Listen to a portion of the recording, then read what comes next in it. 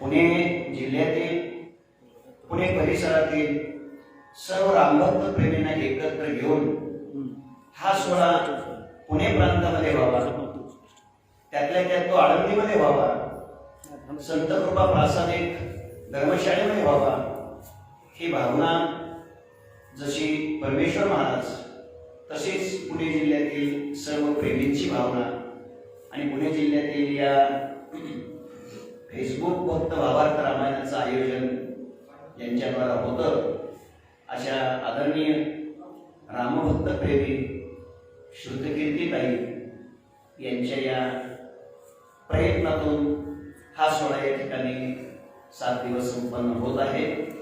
त्याचा प्रारंभ आज या ठिकाणी झालेला आहे.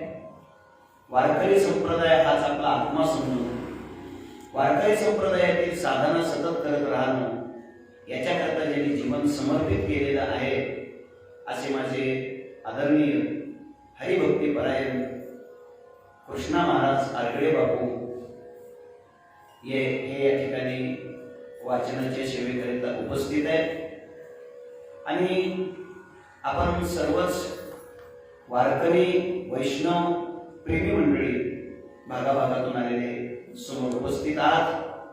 3 ते 5 अशा आपल्या वेळेचा कालखंड आहे आणि 5 वाजेपर्यंत आपल्याला हा 26वा अध्याय पूर्णत्वाकडे घेऊन जायचा आहे. त्या दृष्टिकोनातून सेवा करण्याकरिता मी आपल्याकडे उपस्थित आहे. वास्तविक पाहता तुम्ही ऐकलं पाहिजे आणि मी सांगितलं पाहिजे असा मुळीच भाग नाही, कारण श्रोता हा खऱ्या अर्थाने वक्त्यापेक्षा श्रेष्ठ आहे. श्रोते तुम्ही महेशाची मूर्ती आणि मी तुमला अर्चित अशी भक्ती म्हणून बोल जरी गंगावती तरी स्वीकाराल की ही ज्ञानोबारायांची भाषा आहे. किंवा श्रोत्यांचा अधिकार हा अत्यंत श्रेष्ठ दर्जाचा आहे. मुळामध्ये श्रवण हाच एक दर्जेदार भाग आहे. विश्वमाऊली ज्ञानोबाराय बोलतात, तैसा मनाचा मारू न करिता इंद्रिया दुःख न देता येत मोक्षाशी आईता श्रवणाची माझी एवढं सामर्थ्य श्रवणात आहे. प्रेममूर्ती नामदेव महाराजांची भाषा हीच आहे. श्रवणाचे विषय बैसावे येऊनी साम्राज्य भुवनी सुखी नांदे, हे सामर्थ्य श्रवणात आहे. अर्थात ते श्रवण अत्यंत एकाग्रतेने व्यग्रतेने तन्मयतेने झालं पाहिजे, हाही अत्यंत महत्वाचा मुद्दा आहे. जर श्रवण एकाग्रतेने झालं, व्यग्रतेने झालं, तन्मयतेने झालं, चुकलेल्या पुत्राची शुद्धी वार्ता या न्यायाने जर श्रवण झालं तर त्या श्रवणाचा परिणाम हा होतो की श्रवणाच्याच द्वारा ज्ञानोबारायांची भाषा तरी अवधान एकले दिजे मग सर्व सुखाचे पात्र होईजे, हे प्रतिज्ञोत्तर माझे उघड आहे का. या न्यायाने आपण जर श्रवण केलं तर श्रवणाच्याच द्वारा आपण आपल्या आत्मस्थितीपर्यंत आत्मस्वरूपापर्यंत जाऊन पोहोचू शकतो. हे सामर्थ्य श्रवणात आहे. आणि असे श्रवण करणारे श्रोते आपण आहात. रामायणावर अत्यंत प्रेम करणारे श्रोते आपण आहात. संपूर्ण महाराष्ट्रात अनेक जिल्ह्यात या क्षणाला आपण या मोबाईलच्या द्वारा किंवा या वैज्ञानिक प्रक्रियेच्या द्वारा आपण हे पाहत आहात, आपण हे ऐकत आहात. सतत रामायणावर प्रेम करणारी, रात्रंदिवस रामायणाची सेवा करणारी, रामायणातल्या प्रत्येक कांड, प्रत्येक अध्याय, प्रत्येक ओळीतलं प्रत्येक कडवं, त्यातला प्रत्येक शब्द, त्यातला प्रत्येक अक्षर आणि त्या अक्षराच्या पाठीमागचा जो भाव आहे तो सतत सांगणारी आणि ते जीवनात अनुभवणारी मंडळी तुम्ही आहात. माझं सौभाग्य असं आहे की जवळपास 25 वर्षाच्या कालखंडानंतर रामायणाचं श्रवण म्हणा किंवा रामायणाच्या ओव्याचं काही चिंतन करण्याचं सौभाग्य मला मिळालेलं आहे. हे मी माझं अहोभाग्य समजतो. खरं म्हणजे ही परमेश्वराची आज्ञा आहे आणि परमेश्वराची आज्ञा मोडता येत नाही. त्या दृष्टिकोनातून तशी त्यांची आज्ञा बऱ्याच वेळा माझ्याकडून मोडली जाते. त्यांची इच्छा असते, त्यांची अपेक्षा असते, मी आलं पाहिजे, भेटलं पाहिजे, बोललं पाहिजे, सांगितलं पाहिजे. परंतु आपल्या आळसामुळे म्हणा शक्य होत नाही ते. पण आता त्या आळसाला थोडं दूर ठेवून या 7 दिवसाच्या कालखंडामध्ये आपण प्रयत्न करायचा, सेवा करायचा प्रयत्न ठरवलेला आहे. तुम्ही जशी कृपा कराल, विश्वमाऊली ज्ञानोबा आहे, जगद्गुरु तुकोबा आहे, शांती ब्रह्मनाथ आहे, मर्यादा पुरुषोत्तम भगवान रामप्रभू हे जशी कृपा करतील त्या पद्धतीने आपण काही सांगण्याचा प्रयत्न करणार आहोत. ज्या ज्या ओळीचा ज्या ज्या पद्धतीने आपण काही अर्थ मांडणार आहोत, सांगणार आहोत, तो तसाच आहे असा म्हणण्याचा माझा अजिबात दावा नाही. हे लक्षात असू द्या. अजिबात नाही, अजिबात नाही. कारण हा समुद्र आहे, रामकथा हा समुद्र आहे. याच्यात आपण जितके प्रवेशित होऊ, अधिकाधिक जितके खोल जात राहू, तितके मोती, तितके रत्न आपल्याला सापडणार आहेत. कोण किती प्रवेश करतो, कोण कोणत्या स्थितीने पाहतो, कोण कोणत्या नजरेने पाहतो, कोणत्या भूमिकेतून याच्याकडे पाहतो, याच्यावर त्यांना सापडणारे पैलू किंवा त्याचे अर्थ विवक्षित होऊ शकतात, वेगळे होऊ शकतात. अर्थ इतकाच आहे, हे असंच आहे, हे मला समजलेलं आहे आणि याचा हाच अर्थ आहे अशा पद्धतीचा दावा करणं हे चुकीचं आहे. हे मला आवडत नाही. तेव्हा मी जे बोलणार आहे, सांगणार आहे, म्हणणार आहे ते हेच योग्य आहे. अशा पद्धतीचा काही मनामध्ये आग्रह आपण धरण्याचं काही कारण नाही. तुम्ही सगळे सुज्ञ आहात, तुम्ही सगळे अनुभवी आहात. तुम्ही जिथे आहात तिथून, ज्या गावात आहात त्या गावातून, जिथून पाहत आहात तिथून थोडंसं मन मोकळं करा, अंतःकरण सैल करा, चित्ताला द्रवीभूत करा आणि द्रवीभूत अशा चित्तातून, स्वच्छ अशा हृदयातून, प्रेमातून कृपेचा आणि प्रेमाचा वर्षाव करा. आपल्या कृपेच्या वर्षावातून, प्रेमाच्या वर्षावातून आपण ही सेवा संपन्न करण्याचा प्रयत्न करूया. तसं जर पाहिलं तर 7 दिवसाच्या 7 जिल्ह्यातील वाचक सूचकावर एका अर्थाने त्यांच्या हक्कावर आमच्यामुळे गदा आलेली आहे. हा एक त्याचा पुढचा भाग आहे. पण तरी सुद्धा ते प्रसन्नच असणार आहे. त्याचं कारण असं आहे, या जिल्ह्याच्या दिवशी त्याने सेवा केली पाहिजे, त्या जिल्ह्याच्या दिवशी त्याने सेवा केली पाहिजे, असा नियम आहे. हा काय नियम आहे. पण नियमाला अपवादही असतो आणि अपवादाने नियम बळकट होतो. संपूर्ण 365 दिवसातला हा 7 दिवसाचा आपण अपवाद आहे हे लक्षात ठेवावं आणि अपवादाने का होईना आपण या गोष्टीकडे पाहावं.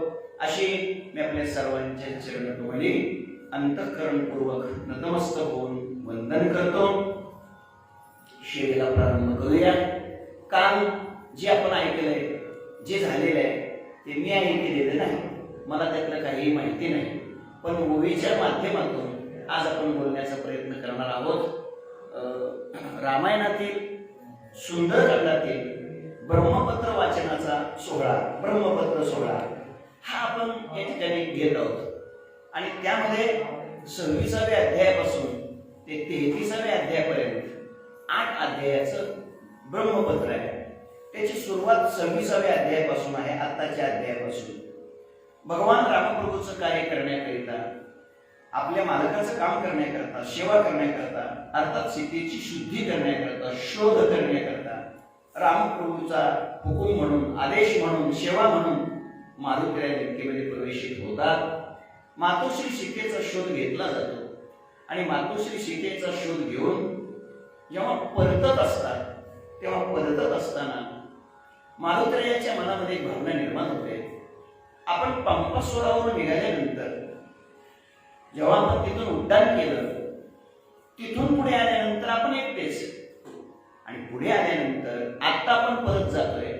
एवढ्या कालखंडामध्ये कोणत्या पद्धतीने आपण काम केलं, कोणत्या पद्धतीने आपण शोध घेतला, कशा पद्धतीने आपल्याला राक्षस आडवे येत गेले, कोणत्या पद्धतीने आपण त्यांचं निर्दळन केलं, हा जो सगळा वृत्तांत आहे, हा जो सगळा प्रकार आहे, हा सगळा प्रकार आपल्याला आपल्या स्वामीच्या समोर अर्थात प्रभूच्या समोर काय करायचं आहे, मांडायचं आहे.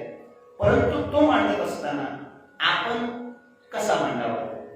आपलीच कीर्ती, आपलाच महिमा, आपलंच श्रेष्ठत्व, आपलाच पुरुषार्थ आपण आपल्या मुखाने आपल्या मालकाच्या समोर प्रकट करू नये, मांडू नये. आपली कीर्ती आपण आपल्या मालकाच्या समोर प्रकट करणं, मांडणं हा एका अर्थाने आपल्या मालकाचा अवमान आहे, अवमान आहे. आणि म्हणून स्वमुखे वधू नये स्वकीर्ती, वंचू नये स्वामी प्रती, हनुमंते येची आरती प्रजापती प्रार्थीला. मला वाटतं कदाचित ही ओळी मागे झालेली असेल. स्वमुखे वधू नये स्वकीर्ती, वंचू नये स्वामी प्रती. आपल्या स्वामीची वंचना आपल्याकडून घडू नये याच करता भक्त श्रेष्ठ मारुतीरायांनी प्रजापती अर्थात ब्रह्मदेवाची विनंती केली आणि त्यांच्याकडून पत्र लिहून घेतलं. त्याच्यातला गर्भित अर्थ हा सिद्ध होतो, कधीही आपण आपला महिमा, आपलं श्रेष्ठत्व, आपला मोठेपणा आपल्यापेक्षा श्रेष्ठ पुरुषांच्या समोर प्रगट करू नये. हा एक त्याच्यातला भाव आहे. हे कळलंच होणार. हे कळण्याकरता जीवनात विवेकाची आवश्यकता आहे. हे कळण्याकरता जीवनात विचाराची आवश्यकता आहे. विचाराशिवाय, विवेकाशिवाय हे कळलं जात नाही. हे कळणं म्हणजेच पृथक्करण करणं, म्हणजेच निवड करणं. निवड करण्याचं काम, पृथक्करण करण्याचं काम मारुतीरायाचं आहे. खरं म्हणजे निवड ही अत्यंत महत्वाची आहे. विचार हा अत्यंत महत्वाचा आहे. पृथक करणे अत्यंत महत्वाचं आहे. मारुतीरायाने लंकेमध्ये जाऊन पृथक्करण केलं. ऐका, निवड केली. विभीषणाचं घर काय, त्याची निवड केली. कुंभकर्णाचं घर काय, त्याची निवड केली. रावणाचं घर काय, त्याची निवड केली. सात्विकता काय आहे तर राजसता काय आहे. सत्वगुण काय आहे तर रजोगुण काय आहे. तमोगुण काय आहे, त्या गुणाची निवड केली.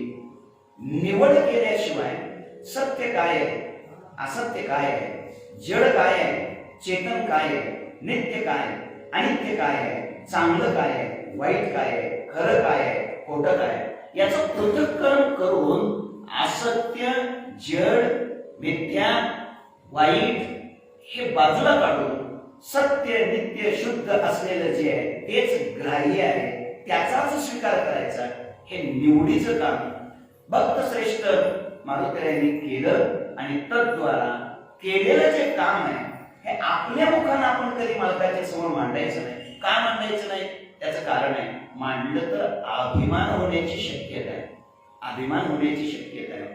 आणि भक्तिशास्त्रामध्ये, परमार्थामध्ये अभिमान अत्यंत घातक आहे. परमात्म्याला तिळभर जरी होय अभिमान, मिळतो समान भार देवा.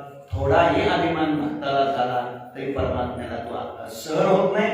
मुद्दा इतकाच आहे, आपली स्तुती, आपला मोठेपणा आपण वर्णन करण्याचा प्रयत्न केला तर कदाचित अभिमान होऊ शकतो आणि अभिमानामुळे कार्याचा नाश होऊ शकतो.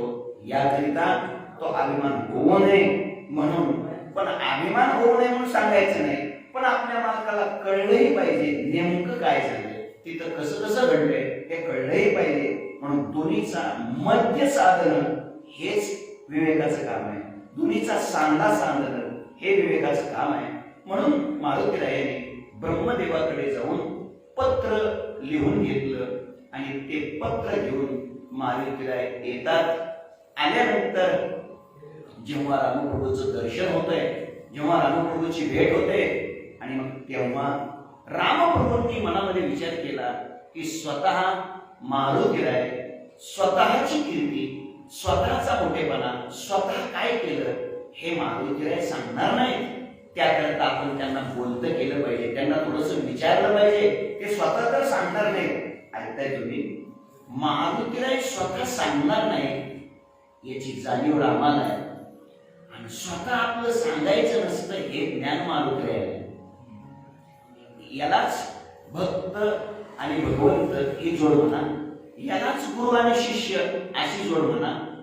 गुरुचं हृदय, गुरुला काय आवडू शकतं हे ज्याला कळतं तो शिष्य आहे. आणि शिष्याची काय साधना आहे, शिष्याचा काय अंतःकरणाची बैठक तयारी आहे, अर्थात पात्रता काय शिष्याची, हे जे ओळखू शकतात तेच गुरुजी आहेत. मारुतीला हे सांगणार नाही हे रामाला लक्षात आलं, आणि रामाच्या पुढे आपण असं सांगितलं गेलं नाही पाहिजे हे मारुतीची भूमिका आहे.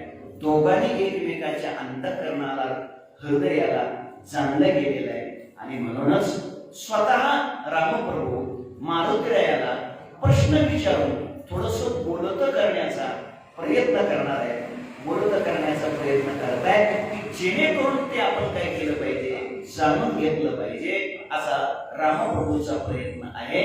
तर मारुतीरायांनी केलेली कीर्ती काय, ती ब्रह्मदेवानी का लिहिली जावी, ती लक्ष्मणाने का वाचावी, आणि रामप्रभूने ती का ऐकावी, या विषयाचा आशय किंवा या विषयाचं चिंतन आपण ओवीच्या माध्यमातून ओघामध्ये ज्या पद्धतीने येईल त्या पद्धतीने सांगण्याचा प्रयत्न करू. आदरे पुसे श्री रामचंद्र हनुमंता तू वनचर, कैसे नितरलासी सागर, सत्य साचार मद सांगे. आदरे पुसे श्री रामचंद्र, रामप्रभू आदराने विचारते.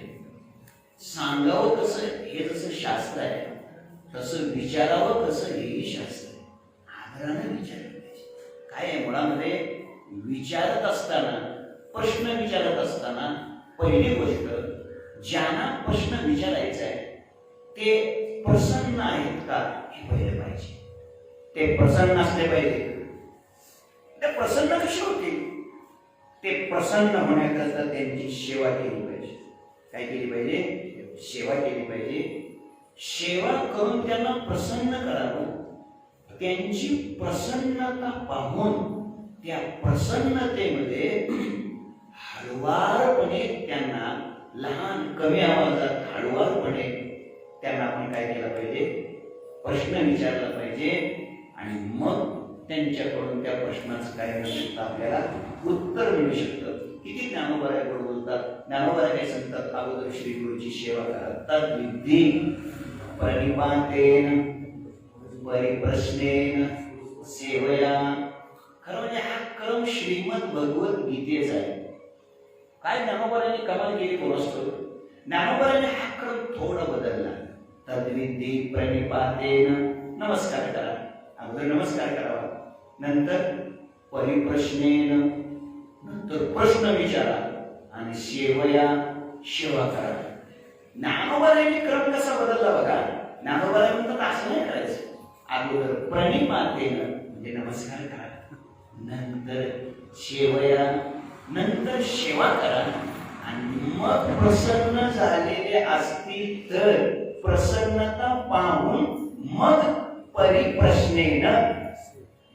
बघा, परिप्रश्नेन हे मधलं पद ज्ञानोबांनी पुढे घेतलं, सेवया हे पुढचं पद ज्ञानोबांनी मागे आणलं.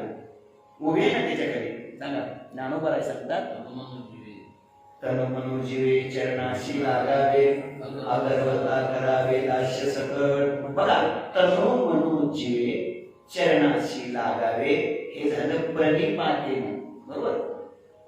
अगरवता करावे दास्य सकळ, आणि गर्भ फेकून देऊन सकळ दास्य करावं, नंतर त्यांची सेवा करावी.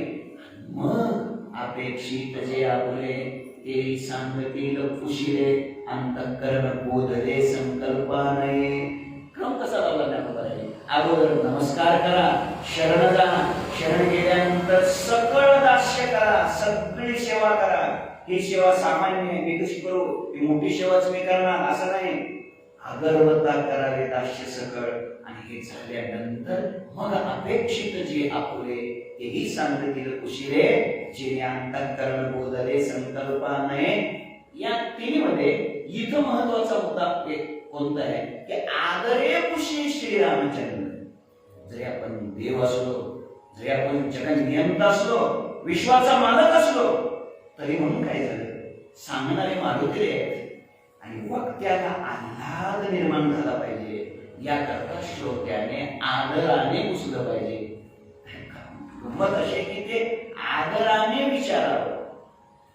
दराने नव्हे. हे महत्वाचं आहे. हे जे टेप झालं का? नाही, आदर आहे, आदर आहे. आदराने विचारलं पाहिजे. आदर अत्यंत महत्वाचा आहे. खंतरी आहे, खंतरी आहे. की आता आदरातला निघून गेलेला आहे. आदराने विचारलं पाहिजे.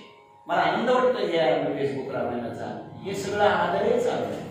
त्यांचा सांगावा, त्यांचा ते निरोप, त्यांचं ते पद, त्यांचं ते पाठवलं बघा तुम्ही. ते सगळं सगळं सगळं निष्काम आहे.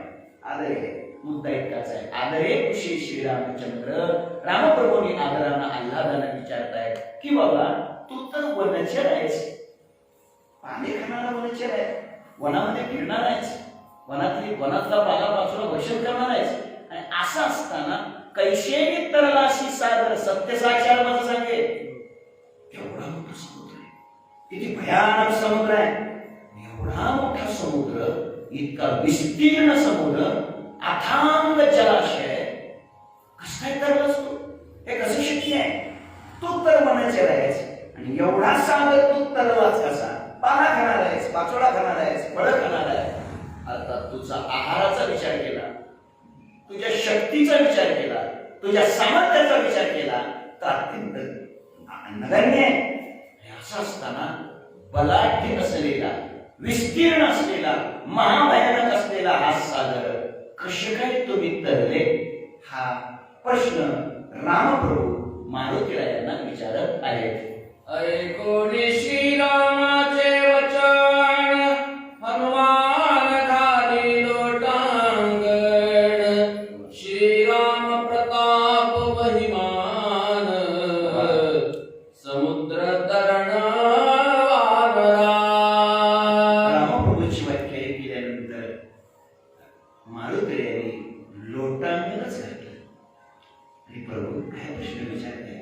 तुम्ही विचारताय की विस्तीर्ण जलाशय आहे, समुद्र आहे, का भयानक आहे, सागर आहे, आणि कसा तरलाच, कसा तरलाच? तरलो नाही, तारलंय. तरलो नाही, तारलंय. राम प्रभूच्या नामाचा महिमाच इतका अद्भुत आहे, राम नामाचं सामर्थ्य इतकं सर्वश्रेष्ठ आहे की त्या नामचिंतनाचा परिणामच तरलो. काय आहे? भवसागर तरता कार्य करीतसा चिंता, पहिलं उभा दाता कटी कर ठेवूनिया, त्याचे पायी घाला मिठी, मोलने घे जिलजेटी, भावा एकासाठी खांदावा हे अपुरिया. अनेक प्रमाणाचा विचार आपल्या प्रमाण देऊ शकतो. तरलो तरती हा भरवसा, तरती हा भरवसा नामधारकाचा असा. हे सामर्थ्य भगवंताच्या नामात आहे. तुमच्या नामाचा महिमा आहे, तुमच्या नामाचं हे सामर्थ्य आहे. आणि नामचिंतनाचा परिणामच समुद्राचं तरण आहे. समुद्रातून पलीकडे जाणं, समुद्र तरण, सागर तरण, त्याच्यातून पलीकडे जाणं हे फक्त नामचिंतनाने होऊ शकतं. अर्थ असा आहे, भगवान परमात्म्याचं नामस्मरण केल्यानंतर सागरातून तरुण जाता येतं. कोणता सागर आहे बघा? या सागरातून तरुण जायचं म्हणजे नेमकं काय? कोणता सागर आहे? तर आपण आता प्रमाण घेऊन गेलोय. भवसागर तरता. हो ना? संसार सागरातून तरणं हे कसं शक्य आहे? उत्तर आहे, हे शक्य आहे. नामचिंतन जर असेल तर संसार सागरातून सहज तरुण जाता येतं. स्वतः परमात्मा खांदावा हे आपुलिया, भावा एकासाठी खांदावा हे आपुलिया. ही सगळी शक्ती, हे सगळं सामर्थ्य तुमच्या नामाचा महिमा आहे आणि त्यामुळे हे शक्य आहे. अर्थात आपल्याकडे स्वतःकडे कर्तृत्व न घेता, स्वतःकडे अहंता न घेता, नाहीतर एखादा लगेच बोलला असता झोपाय काय तुम्ही बसले निवांत, ते अवघड होतं, ते किती नेट लागले आम्हालाच माहिती. हा जरा बोला. हे असं नाही काय केलं, हे असं नाही काय केलं. लगेच टाकून दिलं, ते टाकून दिलं, प्रभूवरच झोपून दिलं. हे तुमच्या नामाचा महिमा आहे, तुमच्या नामाची शक्ती आहे. आणि म्हणून सागरातून, समुद्रातून, भवसिंधूतून, दुःखातून, अज्ञानातून, विकारातून संसार सागर तरणं. सागरातून तरणं म्हणजे अज्ञानातून पलीकडे जाणं, सागर तरणं विकारातून पलीकडे जाणं, सागर तरणं म्हणजे मायेतून पलीकडे जाणं, सागर तरणं अध्यस्थातून पलीकडे जाणं, सागर तरणं उपाधीतून पलीकडे जाणं, सागर तरणं जगाच्या मायेच्या प्रांताला ओलांडणं, हे सागर तरण आहे. हे कधी शक्य होऊ शकतं? नामचिंतनानं. आता एक थोडी आणखीन अडचण आहे. हे 2 तासाच्या इथंच आहे बसणं आपल्याला कठीण गोष्ट आहे. पण गंमत अशी आहे की नामचिंतनानं कसं शक्य आहे, तर त्याचं उत्तर तितकंच आहे. नामचिंतनाच्या द्वारा परमात्मा, पूर्वी सांगू भागवतातली नाथांची आणि पुढे चालूया. नामचिंतनाने काय होतं, परमात्माच आपल्या हृदयामध्ये वास्तव्य करतो आणि त्याचा परिणाम तो आपल्या हृदयामध्ये आला की आपल्या हृदयातले विकार बाहेर निघून जातात. आणि विकार बाहेर निघून जाणं म्हणजेच संसार सागरातून तरणं. पूर्वी देतो नाथ महाराज सांगतात, नामा सरिसाची हरी हिरिये हृदया माझारी, तेने धाके आभ्यंतरे होलागे पुरी हृदय शुद्धी. पुरी हृदय शुद्धी होणं ही कशाचा परिणाम आहे, नामचिंतनाचा. नामचिंतनाचा परिणाम, नामचिंतनाने काय होऊ शकतं, ज्ञान होऊ शकतं. नामचिंतनाने वैराग्य होऊ शकतं. नामचिंतनाने विवेक निर्माण होऊ शकतो. आणि त्या विवेकाचा, वैराग्याचा, ज्ञानाचा परिणाम काय होतो, तर अज्ञान नष्ट होतं, विकार नष्ट होतात. हे सगळं सामर्थ्य तुमच्या नामाचं आहे. श्रीराम नामाच्या उच्चारे जडमूड करती भवसागर, राम मुद्रांकित वानर तेडे परपार पावलो. मारुतीचे शब्द आहेत, श्री राम नामाच्या उच्चारे. राम नामाचा उच्चार केल्यानंतर जडही उद्धरतात, मूढही उद्धरतात. जड कोणाला म्हणायचं, मूढ कोणाला म्हणायचं. मूढ पापे जैसे तैसे उदरी कासे लावणे जड आहे. अचेतन जे आहेत, जड जे आहे, तेही रामनामाने उद्धारतात. इतिहासच आहे आपल्याला, रामायणातलाच इतिहास आहे. कशाला आधी वेळ आपल्याकडे मांडायचा, वाढवायचा आहे. दगड दगड कशी होती, जडच होती ना, जड होती. दगड तरली, राम नाम हे रामनामाची अक्षर त्या दगडावर टाकली गेली. तिथेही त्या नळाला कुठेतरी मनात थोडा अभिमान निर्माण झाला होता, मी हे करू शकतोय. देवाला दाखला दिला. इतिहास सगळं माहिती आहे. मुद्दा इतकाच आहे, राम नाम शब्द टाकला आहे, काय झाली, दगड सुद्धा तरली. कोणती दगड तरली, ज्याच्यावर रामनामाचा शिक्का भेटला ती दगड तरली. ज्याला रामनामाचा शिक्का भेटला नाही ती काय झाली, बुडाली. ती इतकी बुडाली, कायमच पाण्यात राहिली. नवीन नवीन ती शेवाळून सुद्धा गेली. आणि तिथं जर एखादं कोणी गेलं तर त्या शेवाळावरून पाय घसरून त्यांना पाडून त्यांनाही त्यांनी बुडवलं. कोणी, दगड. कोणत्या दगडाने, ज्यांना रामनामाचा संबंध आला नाही अशा दगडाने. मला वाटतं रामनामाचा संबंध ज्याच्या जीवनामध्ये येत नाही तो दगड नाही तर काय हो, अर्थ इतकाच आहे. रामनामाचा संबंध प्राप्त झालेले जड करले, मूढही करले, मूढही करले. पशु योनीत असलेले, मरकट योनीत असलेले, तिर्यक योनीत असलेले, भिन्न भिन्न अशा प्रकारच्या योनीमध्ये जे आले, ऐका, संपत्ती असेल, जगावे असेल, कितीतरी उदाहरण आहेत. मूढांचाही उद्धार झाला. ज्यांच्याकडे तीनही दोष आहेत त्याला मूढ म्हणा, अशांचाही उद्धार झाला. मलही आहे, विक्षेपही आहे आणि आवरणही आहे. तीनही दोषाने युक्त जे आहे ते मूढही धरले. आणि दोष असतात का नसतात हेही ज्याला अजिबात कळत नाही त्याला जड म्हणा, तेही धरले. जडमुळ उद्धरिले, मुक्त केले राक्षसा. जडमुळ उद्धरिले, कपिकुळ उद्धरले, कपिकुळ उद्धरिले, मुक्त केले राक्षसा. अशा जडांचा मुळाचा उद्धार रामनामाने होतो. आणि मी तर प्रत्यक्ष रामनामांकित वानर आहे. राम मुद्रांकित, राम मुद्रांकित होती ना. रामाची मुद्रा माझ्यावर आहे. मुद्रा ही अत्यंत महत्वाची आहे. ठसा अत्यंत महत्वाचा आहे. शिक्का अत्यंत महत्वाचा आहे. आणि काय असतं, शिक्का, ठसा, चिन्ह, मुद्रा ह्या गोष्टी ह्या नकली नसतात, ह्या आतूनच असतात. कारण ठसा निर्माण होणं, शिक्का निर्माण होणं, आपण म्हणतो ना, काय व्यवहारात एक शब्द आहे बघा, की जीवनामध्ये असं असलं पाहिजे एक स्वतंत्रच आपला, तुमच्या इंग्रजी भाषेमध्ये ते काहीतरी शब्द आहे त्याला, स्वतंत्रच असा काहीतरी वेगळा ठसा निर्माण झाला पाहिजे. आपल्याविषयी लोकांचा पाहण्याचा जो दृष्टिकोन आहे, आपल्याविषयी बघण्याची जी एक स्थिती आहे लोकांची, अशी वेगळी तयार झाली पाहिजे. आणि ती स्थिती मालुसरे यांच्या जीवनातली म्हणजे राम नामाची मुद्राच, राम नामाने मुद्रांकित अखंड भगवंताचं नामचिंतन आहे. मुद्रा शब्दाचा अर्थ, ठसा शब्दाचा अर्थ सतत रामनामाचं स्मरण जीवनात आहे. आता रामनामाची मुद्रा, मुद्रांकित याचा अगदी अगदी महत्वाचा अर्थ असा आहे की राम नाम मारुतीने घेत नव्हते.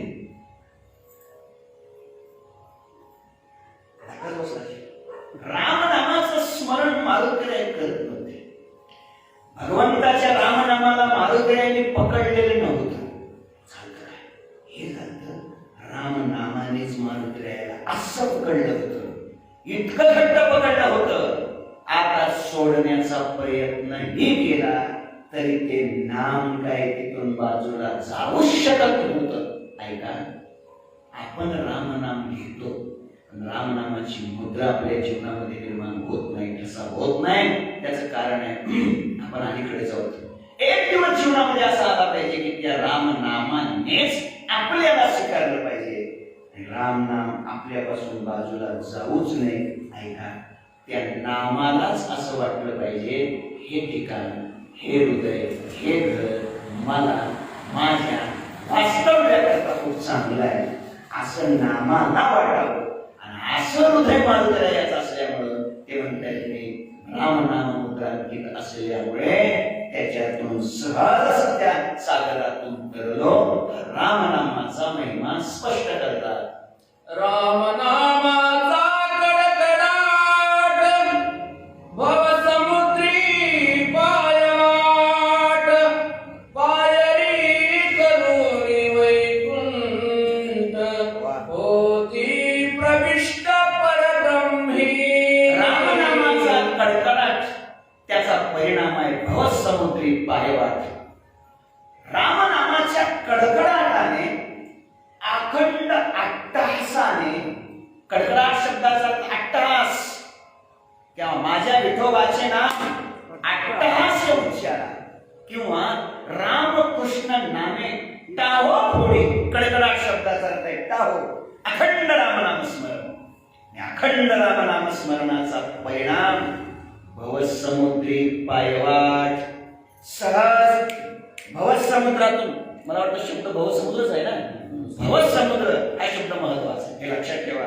समुद्रावरून पायवाट करणं हे तर केलंयच, पण भवसमुद्रावरून पायवाट करणं ही तेवढी क्रांती आहे. आपण मगाशी बोललो भवसमुद्र म्हणजे विकार, भवसमुद्र म्हणजे संसार, भवसमुद्र म्हणजे अध्यस्त, भवसमुद्र म्हणजे अज्ञान.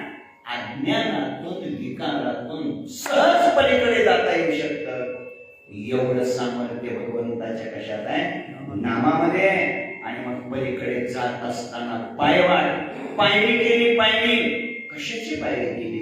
करोनी वैकुंठ, वैकुंठाचीच पायरी बनवली. पायरी करोनी वैकुंठ होते प्रविष्ट परब्रह्मी. वैकुंठाची पायरी केली. तुकोबारायचे सुद्धा गोड शब्द आहेत. तुकोबाराय सांगतात, तुकोबारायची भाषा आहे, तुका म्हणजे पावटणी, करो स्वर्गीची निशाणी, ही जशी तुकोबारायची भाषा आहे. ऐका, पायऱ्या केल्याने, पायऱ्या केल्या.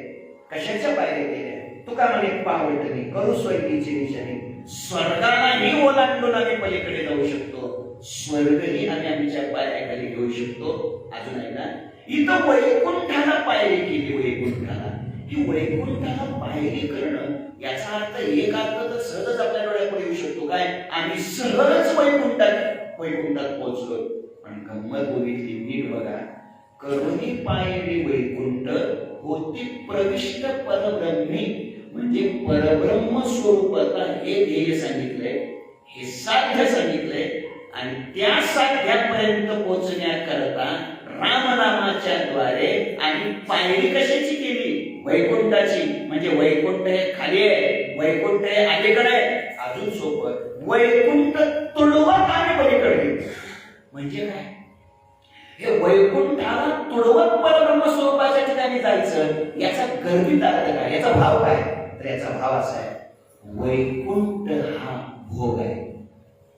वैकुंठ हा काय? भोग आहे. वैकुंठामध्ये कर्म नाही, वैकुंठामध्ये फक्त भोगासाठी तिथे जायचंय असं ती भोग होणे. म्हणून तर तुकोबारायांना म्हणावं लागलं, तुका म्हणे काला वैकुंठी दुर्लभ विशेषा लाभ संत संगे.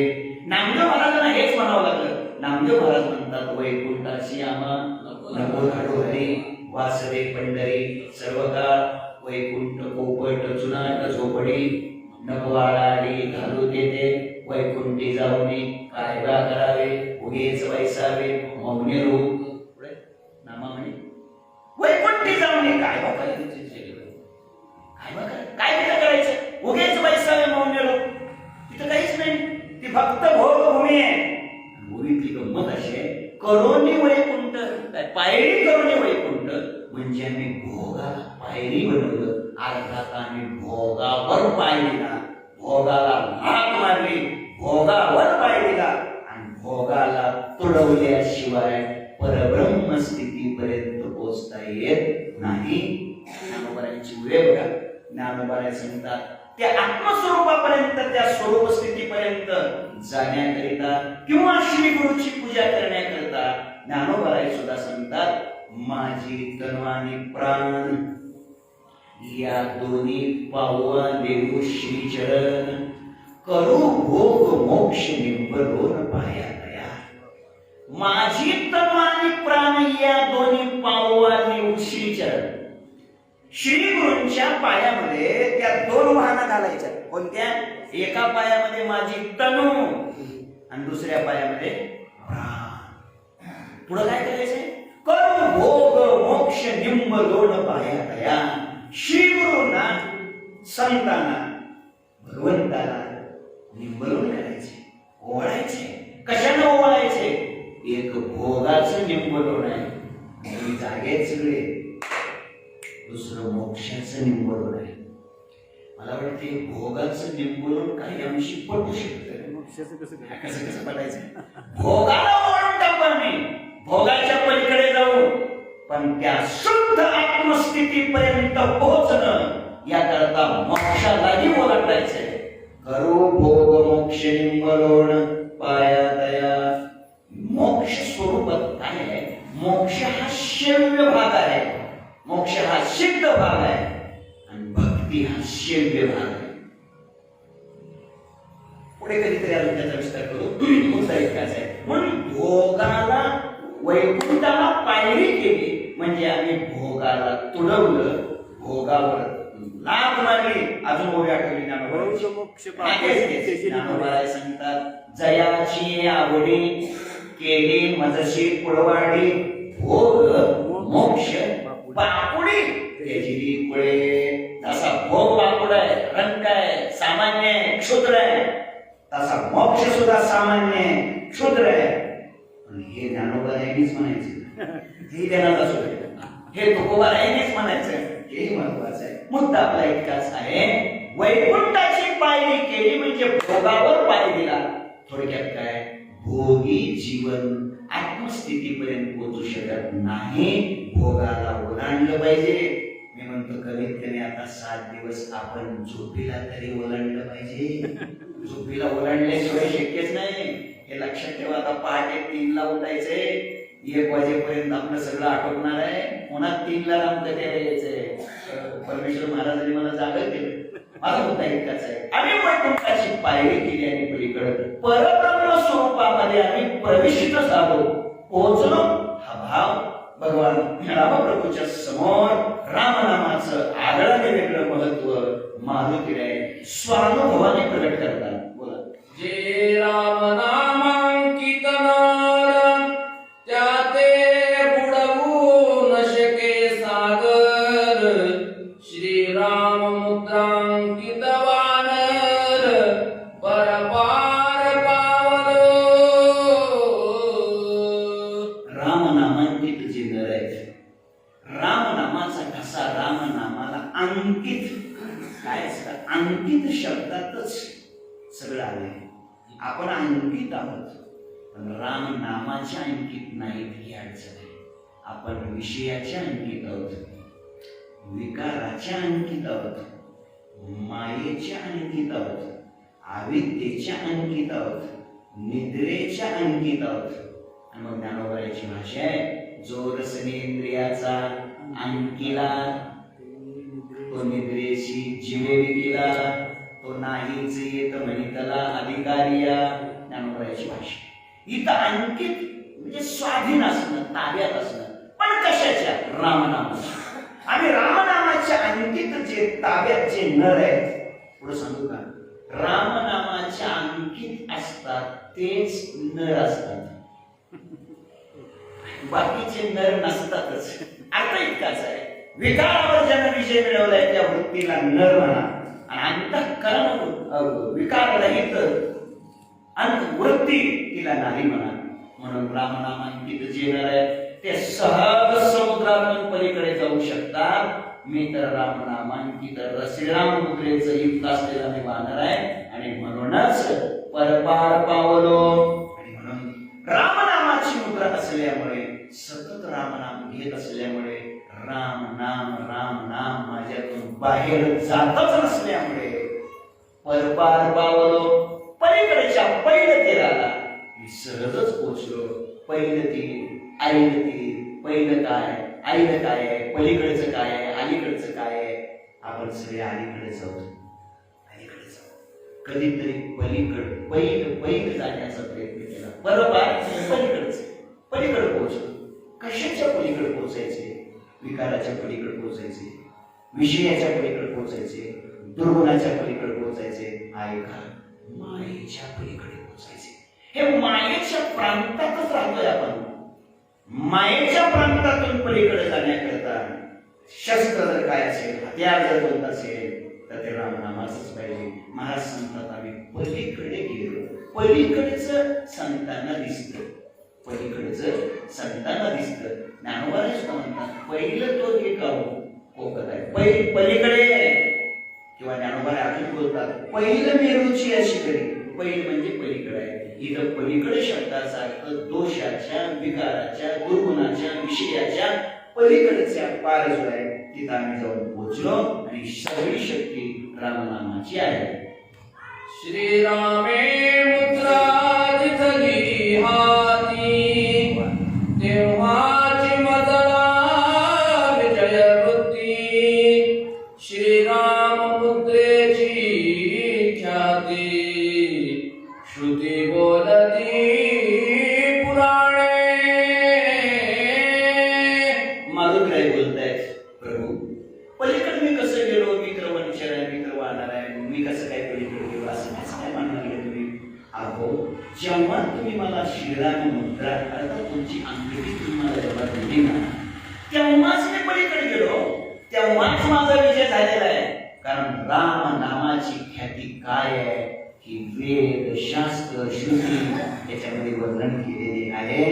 जेव्हा राम नाम मुद्रा हातामध्ये आली, जेव्हा रामाची मुद्रिका हातामध्ये आली, अगदी रामाने ती अंगठी मारुतीरायाला दिली. म्हणजे काय दिलं? आपलं हृदगत दिलं, आपलं गुह्य दिलं, आपलं सर्वस्व दिलं. अगदी अजून वेगळ्या भाषेमध्ये रामप्रभूने आपल्या वैभवाची, आपल्या गुह्याची, आपल्या प्रेमाची, आपली आवडती वस्तूच मारुतीरायाला दिली. तेव्हाच खऱ्या अर्थानं म्हणजे जेव्हा राममुद्रा मला भेटली, तेव्हाच माझा विजय झालेला आहे, तेव्हाच मी पलीकडे पोहोचलेलो आहे. आणि हे रामनामाचं जे वर्णन आहे, ख्याती आहे, प्रताप आहे, मी सांगतो अशातला भाग नाही. श्रुती, शास्त्र, वेद, पुराण याच्यामध्येही रामनामाचं महत्व आलेलं आहे. श्रीराम मुद्रा समुद्र तरण, श्रीराम मुद्रा सीता दर्शन, श्रीराम मुद्रा रणकंदन, लंका दहन. श्रीराम मुद्रा, श्रीराम नामाची मुद्रा. मला वाटतं हाच अर्थ अधिक काही आपल्याला होईल. केवळ श्रीराम मुद्रा म्हणजे रामप्रभूची अंगठी. ही रामप्रभूची अंगठी नसून रामप्रभूचं सर्वस्व आहे. रामप्रभूची अंगठी नसून रामप्रभूच्या अत्यंत जिव्हाळ्याची प्रेमाची वस्तू आहे. थोडक्यात सगळं आपलं जे ऐश्वर्य आहे, स्वत्व आहे, तेच त्या अंगठीत आहे. म्हणजे अंगठी दुसरं तिसरं काय नसून प्रत्यक्ष राम प्रभूच म्हणजे ती काय अंगठी आहे. काय असतं बघा, माणसं आपलं स्वत्व, आपलं सर्वस्व, आपलं गुह्य आपल्या प्रेमाच्याच व्यक्तीला देऊ शकतात, त्याला देत नाहीत. जेव्हा तुमची रामनामाची मुद्रा मला भेटली, त्या रामनामाच्या मुद्रेने काय काय केलं? पहिलं समुद्र तरण केलं, दुसरं काय केलं? सीतेचं दर्शन झालं, तिसरं काय झालं? राक्षसाचं रणकंदन झालं, चौथं काय झालं? लंकेचं दहन झालं. एका ओळीमध्ये रामनामाने काय काय घडलं? एक तर मी समुद्रातून पलीकडे गेलो, मातोश्री सीतेचं दर्शन झालं, तिसरं युद्ध अर्थात रणकंदन झालं, युद्ध झालं, आणि चौथं काय झालं? लंकेचं दहन झालं. लंका दहन, रणकंदन, सीता दर्शन आणि समुद्र तरण या चारही गोष्टी रामनामांकित मुद्रेमुळे, तुमच्या अंगठीमुळे आपल्या जीवनामध्ये घडल्या. त्याचा गोषवारा आणखीन आपल्याला नामानेच भवसिंधूतून पलीकडे जाता येते. एक, नामानेच जीवनात शांती प्रदान करता येते. दोन, नामानेच जीवनात विकाराला नष्ट करता येतं. तीन, आणि नामानेच नामशक्तीच्याच द्वारा दोषाचं दहन करता येतं. चार, दोषाचं दहन करणं लंका दहन, विकारावर विजय मिळवणं रणकंदन, सीतेचं दर्शन शांती प्रदान करणं, शांती प्राप्त करून घेणं, आणि समुद्र तरण म्हणजे भवसिंधूतून पलीकडे जाणं. या चारही गोष्टी नामानेच होऊ शकतात. आता याची प्रमाणही द्यायची म्हटलं तर हे वाढतंय सगळं. वेळेची आपल्याला मर्यादा फार महत्वाची आहे. नामचिंतनाचा परिणाम, नाम घेता उठाउठी, वय संसाराची तुटी झालं का? समुद्र तरण झालं. नामचिंतनाचा चिंतनाचा परिणाम काय आहे? शांतीचं दर्शन. शांतीची प्राप्ती कशाने होते? केवळ नामचिंतनाने होते.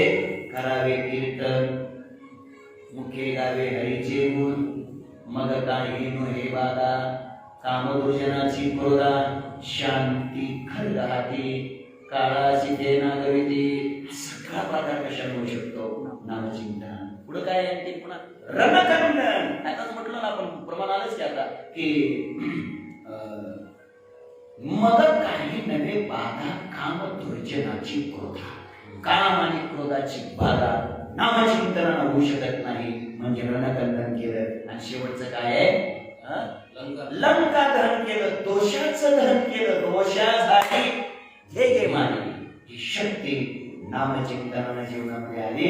किंवा दहन होती सकळ ही कर्मे, सर्व काळ प्रेमे डुलत असो. काय शेवट त्याची? दहन होती सकळ ही कर्मे, सदा नामघोषी करू हरे कथा त्यातला आहे. नाही सर, दहन होती सकळ ही कर्मे, दहन होती सकळ ही कर्मे, सर्व काळ प्रेमे डुलत असो. संतांच्या सहवासामध्ये नामचिंतन जर केलं तर त्या नामस्मरणाचा परिणाम काय होतो? तर सहजच दोष दहन होतात, दोष नष्ट होतात, दोष जाळले जातात. दोषाला जाळणं म्हणजे लंकेचं दहन करणं हे नामचिंतनाने झालं. बोला. श्रीराम मुद्रा विजय प्राप्ती, लंका भुवनी केली ख्याती, आडनाव वीर मारुती, अगाध करणे मुद्रेची. श्रीराम नाम मुद्रा विजय प्राप्ती. रामनामाच्या मुद्रेनंच विजयाची ख्याती आहे. लंकेमध्ये जे सगळे ख्याती झाले त्याचं कारण कोण आहे? राममुद्राच आहे. हे सगळं जे घडलंय हे तुमच्या मुद्रेनंच केलंय, तुमच्या अंगीनं केलंय, तुमच्या नामानंच केलंय. मी काय हो, आडनाव मी मारुती, आडनाव माझं आहे. आडनाव काय एवढं विशेष अर्थ त्याच्यात काय नाही. याचे मुख्य कोण आहे तर तुम्ही आहे. आडनाव मी मागवती, मी आडनाव बोलताच आहे. किती गंमत आहे. एवढं करूनही मारुतीराय स्वतःकडे किती न्यूनता घेतात, किती दीनता घेतात, किती कमीपणा घेतात, हे सगळं शिकण्यासारखं आहे. हे सगळे रामनामाची ख्याती आहे. आपण कधीतरी स्वतःकडे दीनता, न्यूनता, कमीपणा आपण जीवनामध्ये धारण केला पाहिजे. हेच याच्यातून हे शिकायचे काय, हे शिकणं महत्वाचं आहे. एवढा पराक्रम करूनही आडनाव मी मारुती अशी जीवनामध्ये स्थिती आपल्याला घेणं हेच खरं विवेकाचं, हेच खरं सद्गुणाचं खऱ्या अर्थानं लक्षण आहे. मारुतीराय रामनामाचं महत्व सांगतोय. नित्य श्री राम नाम स्मरण, तेथे वीर्य धैर्य कीर्ती कल्याण, ब्रह्म पार्वती सनातन, ते महिमान स्मरणाचे. नित्य रामनामाचं जर स्मरण केलं, अखंड रामनामाचं चिंतन केलं तर काय काय भेटू शकतं. वीर्य धैर्य कीर्ती कल्याण. वीर्य धैर्य कीर्ती कल्याण. वीर्य बळ प्राप्त होऊ शकतं, धैर्य धाडस मिळू शकतं, कीर्ती निर्माण होऊ शकते आणि त्याचं कल्याणही होऊ शकते. रामनामाचं नित्य स्मरण केल्यानंतर बळ कोणाला मिळालं, रामनामाचं नित्य स्मरण केल्यानंतर धाडस कोणाचं वाढलं, रामनामाचं नित्य स्मरण झाल्यानंतर कीर्ती कोणाची झाली आणि रामनामाचं स्मरण झाल्यानंतर कल्याण कोणाचं झालं. मला वाटतं 4 पैलू, 4 दृष्टांत आणि 4 वेगळ्या वेगळ्या कथा आपल्याला सांगता येण्यासारखी आहेत. पण आता आपल्याकडे वेळच नाही, म्हणून आता आपण हे 4ही एकत्र बसवायचं. कोणाला बसवायचं, मारुतीरायाच बसवायचं, दुसरं कशाला नाही. मारुतीरायाच्या जीवनामध्ये वीर्यही, मारुतीरायाच्या जीवनात धैर्यही, मारुतीरायाच्या जीवनात रामायण वजा मारुती बरोबर काय हो, शून्यच की. एवढी कीर्ती आहे आणि कल्याण प्रश्नच नाही. सप्त चिरंजीवामध्ये मारुतीरायांचा नंबर आहे ना, प्रश्न कल्याण आहे. म्हणजे वीर्य धैर्य कीर्ती कल्याण या 4ही गोष्टी मारुतीरायांच्या जीवनामध्ये प्राप्त होतात. हे सगळं महिमान कशाचं आहे, रामनामाचं आहे. जेथे नाही श्रीराम स्मरण, अकीर्ती अपयश अकल्याण, नित्य निंदत्व पापी पूर्ण, अधपतन महानरकी. रामनामाचं नित्य जर स्मरण केलं, अखंड रामनामाचं चिंतन जर केलं तर वीर्य धैर्य कीर्ती कल्याण आणि ब्रह्म सनातन स्थितीपर्यंत, ब्रह्मस्वरूपापर्यंत तो पोहोचू शकतो. हे रामनामाचं स्मरण केल्यानंतर. समजा एखादं म्हटलं आपल्याला काही वेळ नाही, आपण काही करणारच नाही, मग नाही केलं तर नुकसान बी फार मोठं आहे. काय काय नुकसान आहे. रामनामाचं स्मरण जर नाही केलं तर स्वतः अकीर्ती, अपयश, अकल्याण, निंद्यत्व, निंदा, अपकीर्ती, अकल्याण, अपयश. रामनामाचं जो स्मरण करत नाही, नामचिंतन जो करत नाही, त्याच्या वाट्याला हे आलंच. समजा काय काय आलं, अपयश आलंच, निंद्यत्व आलंच, अकल्याण आलंच, अपयश आलंच आणि अधःपतन महानरकी. आणि मग त्याला नामाशी विन्मुख तो नर पापिया, याने हरिविन धावया नपवे कोणी.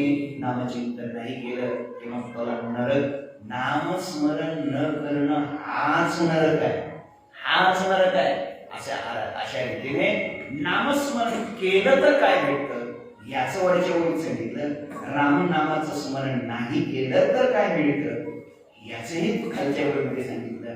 आपण ठरवलं पाहिजे आपल्याला अपकीर्ती आवडते का नाही, अपयश आवडतं का नाही, अधःपतन आवडतं का नाही, नरक आवडतो का नाही. मग हे जर जीवनात मिळू नये असं वाटत असेल तर अखंड रामनामाचं स्मरण केलं पाहिजे.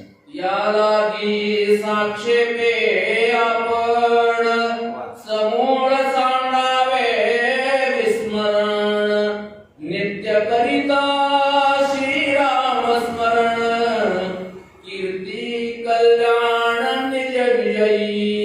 कीर्ती कल्याण विजय या सगळ्या गोष्टी रामनामा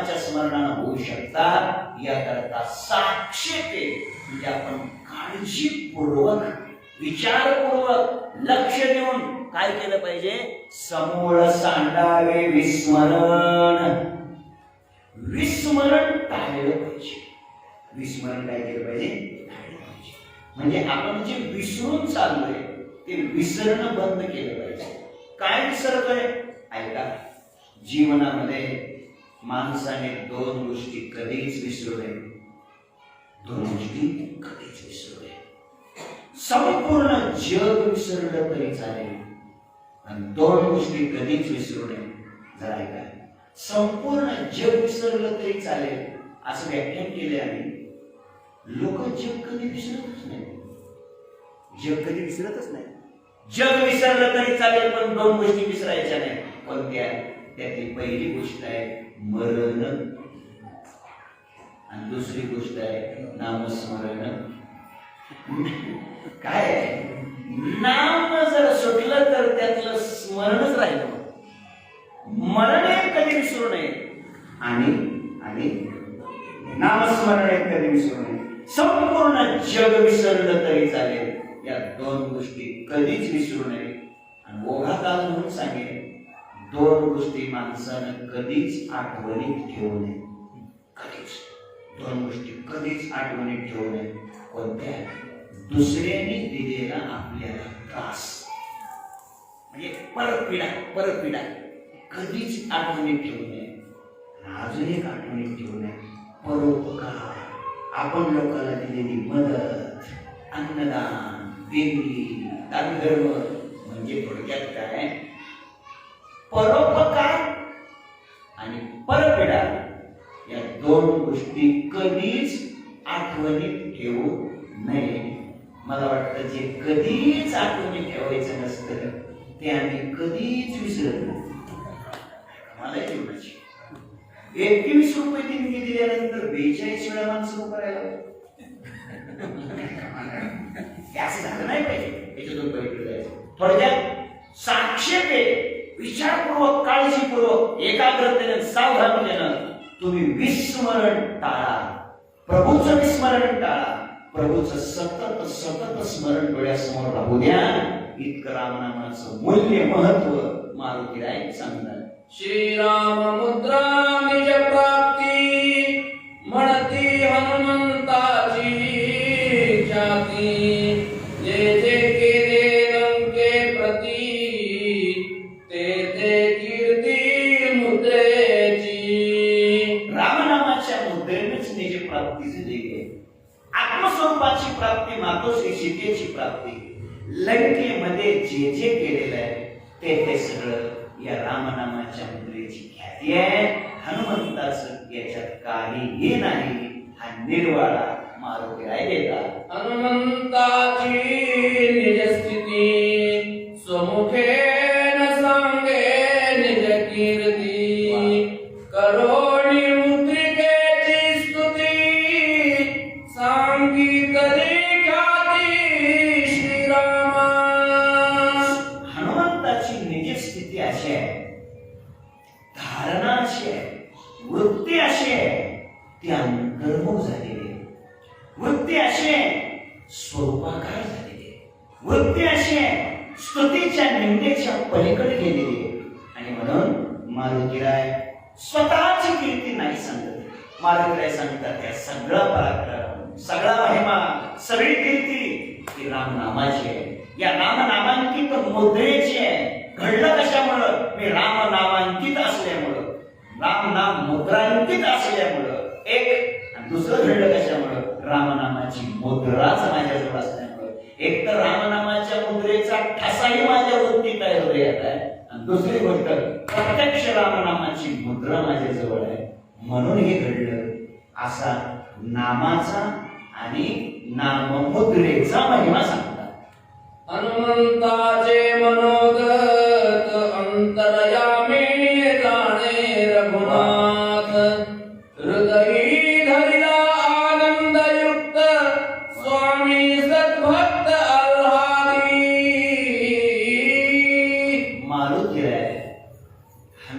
मारुतीरायाचं जे हृदय आहे ते ओळखतायत अंतरीचे बीज जाणे कळवळा व्यापक सकळा ब्रह्मांडाचा न सांगता तुम्हा कळो येते अंतर.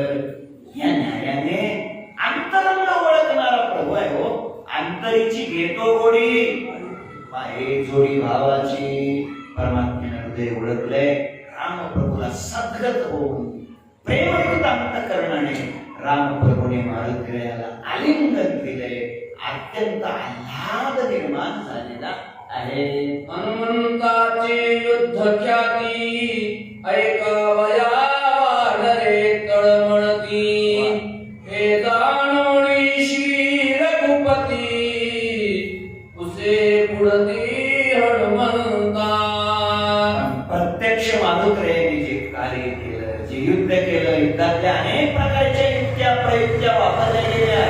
कसं कसं हे काम केलं, लंकेत काय काय जाऊन केलं हे ऐकण्याकरता वानर तळमळत होती. ऐका, कधीतरी साधूची कीर्ती ऐकण्याकरता, कधीतरी साधूचा महिमा ऐकण्याकरता, कधीतरी संतांचा महिमा ऐकण्याकरता अंतःकरण तळमळलं पाहिजे हो. जोपर्यंत अंतःकरणामध्ये तीव्रता निर्माण होत नाही, तळमळ निर्माण होत नाही, तोपर्यंत खऱ्या अर्थाने त्या कथेची आपल्या जीवनामध्ये प्राप्ती होऊ शकत नाही. मारुतीरायाची कीर्ती ऐकण्याकरता वानर तळमळतात. एक थोडा दुसरा भाव आता थोडा आपल्याकडे मांडायचा ठरला. कधीतरी असं व्हावं, आपल्याच सवंगड्याची, आपल्याच बंधूची, आपल्याच सहादिनी व्यक्तीची कीर्ती, त्याचा मोठेपणा ऐकण्याची आपल्याला आवड निर्माण व्हावी. हे सज्जन गृहस्थाचं लक्षण आहे. वानर मारुतीने तसा विचार केला तर कोण आहे? सवंगडी आहेत, सहाद्य आहेत, मित्र आहेत. आणि मग आपलं जीवन असं असतं महाराज. एखाद्या मोठ्या सप्त्यातली तारीख जर आपल्या दोस्ताला भेटली, बरं नाही वाटत आपल्याला वाटतं आता तो तिथे गेला. असं नाही झालं पाहिजे. कधीतरी हा आपला माणूस आहे आणि त्याचा महिमा आपल्याला ऐकायला मिळाला पाहिजे. कारण त्याच्या मोठेपणात आपला सुद्धा काय आहे? मोठेपणाच आहे. त्याच्या कीर्तीत आपली सुद्धा काय आहे? कीर्तीच आहे. त्यानं मोठं होणं म्हणजे आपण मोठं होणं आहे. त्याचा श्रेष्ठपणा म्हणजे आपला श्रेष्ठपणा आहे. हे वनचर असलेल्या वानरांना कळत होत आणि त्यामुळे ते तळमळत होते कीर्ती ऐकण्याकरता हो. आणि मग ही तळमळ रामप्रभूंनी चांगली ओळखली आणि म्हणून पुन्हा मारुतीरायाला रामप्रभू विचारू लागले. श्रीराम म्हणेगा मारुती समुद्रोल्लंघन लंका ख्याती. तुवा सांगितली कथा निभूती सकळी ती अति गौण. मारुतीरायाला बोलतायत रामप्रभू, हे मारुती सांगितलं तू लंकेमध्ये कसा गेला, तिथं काय काय केलंय सांगितलं, पण संकलिती तो अत्यंत गौण, अत्यंत थोडकं, अगदी थोडक्या याच्यात तू सांगितलं. असं थोडक्यात सांगू नको, कारण हे 7 दिवस चालवायचे. 7 दिवस चालवायचे. त्यामुळे जरा विस्ताराने आम्हाला ऐकायची अपेक्षा आहे. भरपूर वेळ आम्हाला ऐकायची अपेक्षा आहे. अगदी यथास्थित आम्हाला ऐकायची अपेक्षा आहे. विस्तारपूर्वक सांग. तू अगदी संकलित थोडक्यातच सांगितलं. हे असं जरा विस्ताराने सांगितलं. काही काही लोक खेड्यामध्ये आम्हाला म्हणतात, कशाला इतका वेळ लावायचो, काय त्याच्यात? रामायण म्हणजे काय? रामराव पाटलाची बायको रामराव पाटलांनी दिली, हनुमंतराव पाटलांनी सोडून आले, म्हणजे काय त्याच्यात एवढं अवघड आहे? असं एका वाक्यात मोकळे होतात काय काय. मारुतीरायांना प्रभूने विनंती केली, असं नको सांगू, जरा यथास्थित अगदी विस्ताराने सांग, गौणत्वानं संकलितपणे सांगू नको. आम्हाला जरा विस्ताराने ऐकायची आमची अपेक्षा आहे, अशी विनंती केली. सीता ऐकोनी अक्षता संतोष झाला श्री रघुनाथा. राक्षसासी युद्ध कंदनार्था घडला किमर्थ ते सांगे. मारुतीरायाच्या संकलित सांगण्यातून, संक्षेपित सांगण्यातून, गौण सांगण्यातूून एवढं तर लक्षात आलं मारुतीरायाच्या काय? सीता ऐकून अक्षता. सीता स्थित आहे, सीता व्यवस्थित आहे. सुरक्षित आहे, ती व्यवस्थित आहे. झालं, बरं बरं झालं. ती तर व्यवस्थित आहे ना, ती सुरक्षित आहे ना, ठीक आहे म्हणजे काही हरकत नाही. पण तू तिथं गेल्यानंतर राक्षसांच्या बरोबर जे युद्ध झालं कशामुळे झालं? मग काय आहे, कसं आहे बघा, घडला किमर्थ ते सांगे. सीता आहे कोणी अक्षत आहे, सीता तर सुरक्षित आहे. आपलं हे सगळं रामायण कोणामुळे म्हणा की सीतेमुळे. जिच्यासाठी तो तिथे गेला, जिच्यासाठी मी मनात आलोय, तिला तर काही क्षता पोचलेली नाही, जखम पोचलेली नाही, अडचणीत नाही. ती तर व्यवस्थित आहे, सुरक्षित आहे. आणि मग ती सुरक्षित असताना युद्ध का झालं? युद्ध करण्यात किमान कशासाठी मग युद्ध झालं? मग राक्षसातून तुझं युद्ध होण्याचं कारण काय? आम्हाला पटलं असतं का सीतेला जर त्यांनी तकलीफ दिली असती, त्रास दिला असता, तिचं काहीतरी वेळाकडे घडलं असतं, झालं असतं, म्हणून तू रागावला, तुझं राक्षसाचं युद्ध झालं. युद्ध तर झालं म्हणतो, रणकंदन झालं, लंका दहन झालं. हे तर मग एका होईत नाही का सांगितलं, लंका दहन बी झालं, रणकंदन बी झालं. हे रणकंदन लंका दहन होण्यासारखं घडलं काय? कारण घडण्याचं मूळ कारण काय आहे? सीता. आणि ती तर सुरक्षित आहे. मग ती सुरक्षित असताना हे का घडलं जरा सांग बरं. म्हणे आम्हाला जरा सविस्तर सांग. अजून 1 तास आहे, जरा सविस्तर सांग. बोला. तेची आता विशद स्थिती तुवा सांगावी लंकाच्या ती. ऐसे बोलता श्री रघुपती वंदी मारुतीशी चरण. ते जरा विशद करून, स्पष्ट करून, संदर्भासह स्पष्टीकरण व्यवस्थित सांग बाबा. असं म्हटल्यानंतर मारुतीरायाने रामप्रभूचे चरण पकडले, रामप्रभूला वंदन केलं, नतमस्तक झाले. आणि नतमस्तक होऊन मारुतीराय काय करतात? स्वमुखे सांगो नये स्वकीर्ती वंचू नये स्वामी प्रती. हनुमंतेची अर्थी प्रजापती प्रार्थिला. आपण सुरुवातीच्याच ओळीमध्ये ही ओळी सांगून गेलो होतो. मला वाटलं होतं ही ओळी मागच्याच अध्याय झाली का काय. मी मगाशीच बोललो होतो. जसं आठवणी की जसं जमेल तसं आपण सांगण्याचा प्रयत्न करणार आहोत. 25 वर्षानंतरच आता हे सगळ्या गोष्टी अध्याय सांगितलंच नाही कधी. आणि आता ओळी तीत आलेली आहे. म्हणून ऐकणाऱ्या सगळ्या तज्ञ वाचक सूचकांना माझी हात जोडून विनंती आहे, माझ्याकडे काय राग बघू नका. तुम्ही जशी कृपा कराल तसं मी सांगणार आहे, हे लक्षात ठेवा. ही ओळी आत्ता आलेली आहे. स्वमुखे वदू नये स्वकीर्ती वंचू नये स्वामी प्रती. हनुमंते याची आरती प्रजापती प्रार्थीला. पुढे असं होणार होतं, पुढे ही अडचण येणार होती. रामप्रभू विस्ताराने विचारणारच होते. सांगितल्याशिवाय तर पर्याय नाही नव्हता. आणि आपल्या मालकाच्या समोर तर आपला गौरव, आपली महिमा, आपला मोठेपणा कसं काय सांगायचा? आपला मोठेपणा आपण आपल्या तोंडाने सांगणं म्हणजे मेल्यात जमणं, हे लक्षात ठेवा. हेच मरण आहे. आणि म्हणून मारुतीने काय केलं? प्रजापती म्हणजे ब्रह्मदेवाची त्याकरता प्रार्थना केली. माझे समुद्र लंघन लंके माझी सीता शोधन. स्वामीने कृपा करून पत्र लिहून मद द्यावे. मारुतीने त्याकरता प्रार्थना केली, ब्रह्मदेवाची विनंती केली. समुद्र लंघन कसं झालं? सीतेचा शोध कसा झाला? सीतेचं शोधन कसं झालं? प्रभू ब्रह्मदेवा, माझ्या हात जोडून विनंती आहे, तुम्ही काय करा, तुमच्या हाताने हे पत्र लिहून द्या, अशी विनंती मारुतीरायाने त्याकरता ब्रह्मदेवाला केली. तुझे हातीचे ब्रह्म लिखित देखोनी सीता शुद्धी अर्थ सत्यमानी शीघ्र कार्यार्थ साधेल. काय असतं? विवेक तोच असतो, विचार तोच असतो, एकाच कृतीतून अनेक अर्थ साध्य करत असतो. एक काय घडेल?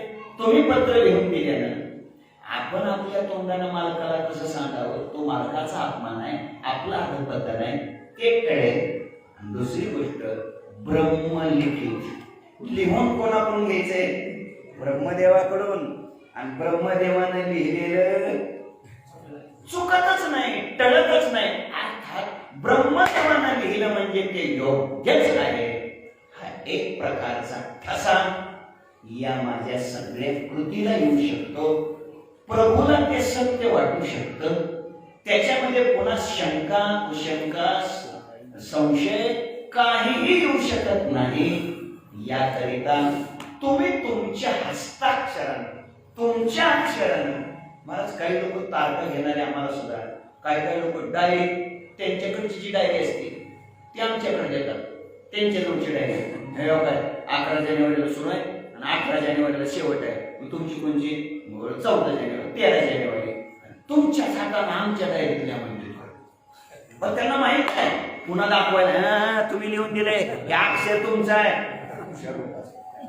अर्थ इतकाच आहे की अक्षर लिहिणं, अक्षरबद्ध करणं, शब्दबद्ध करणं, कृतीत करणं, लिखाण करणं हे महत्वाचं आहे. म्हणतात ना 1000 बघा एक लिखा, लिहिणं महत्वाचं आहे. ते इतरांनी कोणी न लिहिता ब्रह्मदेवाने लिहिणं महत्वाचं आहे. कारण ब्रह्मदेवानं लिहिलेलं ललाटीचे लिहिले न मुळे का काही केले. ते वेगाळ काळे बोले बनत होते पिटोने नंबराची भाषा आहे. त्याने लिहिलेलं अक्षर ते पुसू शकत नाही, चुकू शकत नाही. म्हणजे थोडक्यात काय, ब्रह्मदेवाच्या लिहिण्याला सत्यता आहे असा त्याचा अर्थ आहे. तुम्ही लिहिलं म्हणजे काय, आपल्या तिथं लोकशाहीच्या भाषेत सर्टिफाईड झालं म्हणायचं किंवा त्याचं पक्क झालं म्हणायचं, गॅरेंटेड झालं म्हणायचं. आता कसली शंका नाही बाबा, म्हणून तुम्ही लिहून द्या म्हणजे प्रभूलाही सत्यता वाटेल. रामप्रभूंनी त्याकरता आपल्या मारुतीरायाने त्याकरता ब्रह्मदेवाची प्रार्थना केली. अरे कोणी कपीचे वचन संतोषला चतुरानन, हनुमंताचे कीर्ती कथन दिघदे लिहून साध्यंत. मारुतीरायाचं वचन ऐकलं आणि ब्रह्मदेवालाही आनंद झाला. आनंदाने ब्रह्मदेवाने काय केलं, साध्यंत मारुतीरायाने केलेली जी कीर्ती आहे ते सगळं कथन आहे. हे अगदी साध्यंत सुरुवातीपासून शेवटपर्यंत जसं झालं तसं त्या पद्धतीने त्यांनी लिहून दिलं. ते पत्र मारुतीरायाने घेतलं. संतोषोनी प्रजापती पत्र देवोनी हनुमंता हाती, अलिंगिला प्रीती विजयो सर्वार्थी पावती. मारुतीरायाच्या हातामध्ये ते पत्र दिलं आणि मारुतीरायाला ब्रह्मदेवाने आशीर्वाद दिला. सर्वार्थी, सर्व बाजूने तू विजयी होशील, तू कल्याण होशील, तू काळजी करू नकोस. ब्रह्मदेवाचा आशीर्वाद भेटला. ब्रह्मदेवही आनंदित झाले आणि ब्रह्मदेवाने पत्र दिलं, आशीर्वाद दिला. ब्रह्मदेव आनंदित झाले. हे पत्र घेऊन हनुमंत स्वये श्रीरामा विनवित, हे ब्रह्मयाचे लिखित वाचुनी कार्यार्थ जाणावा. ब्रह्मदेवाने लिहून दिलेलं पत्र, ते पत्र घेऊन हनुमंत ते ब्रह्मदेवानं लिहिलं म्हणून त्याचं नाव ब्रह्मपत्र. ते पत्र मारुतीरायाने रामप्रभूंच्या हातामध्ये दिलं आणि सांगितलं आता हे पत्र वाचा आणि हे पत्र वाचून काय काय तिथं घडलं, कसं कसं घडलं हे तुम्ही जाणून घ्या. मी काय माझ्या मुखाने सांगू शकत नाही. जे घडलंय, जे झालंय ते साध्यंत लिहून दिलंय, सामान्याने दिलेलं नाही, ब्रह्मदेवाने लिहून दिलेलं आहे. त्यांचा हस्ताक्षर आहे, सही त्यांची त्याच्यावर आहे, मुद्रा त्यांची त्याच्यावर आहे. तुम्ही ते बघा आणि सगळं ओळखून घ्या.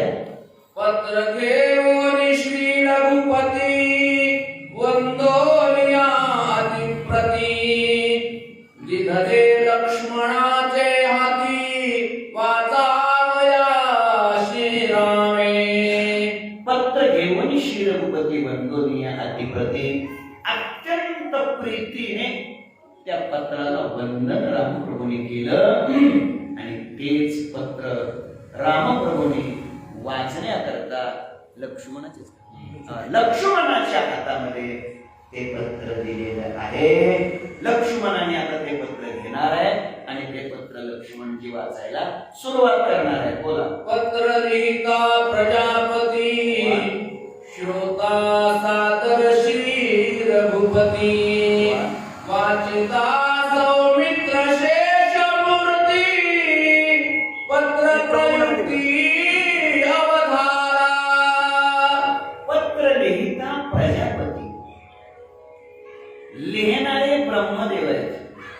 श्रोता सादर श्री श्री रघुपती ऐकणारे रघुपती आहेत, सादर आहेत, आदरपूर्वक ऐकत आहेत.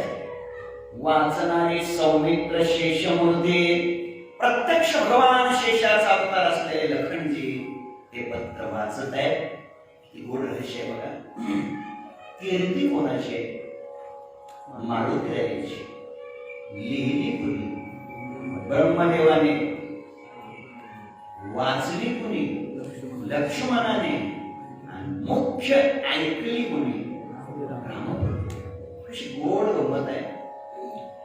कार्य, पराक्रम, कीर्ती विवेकाची.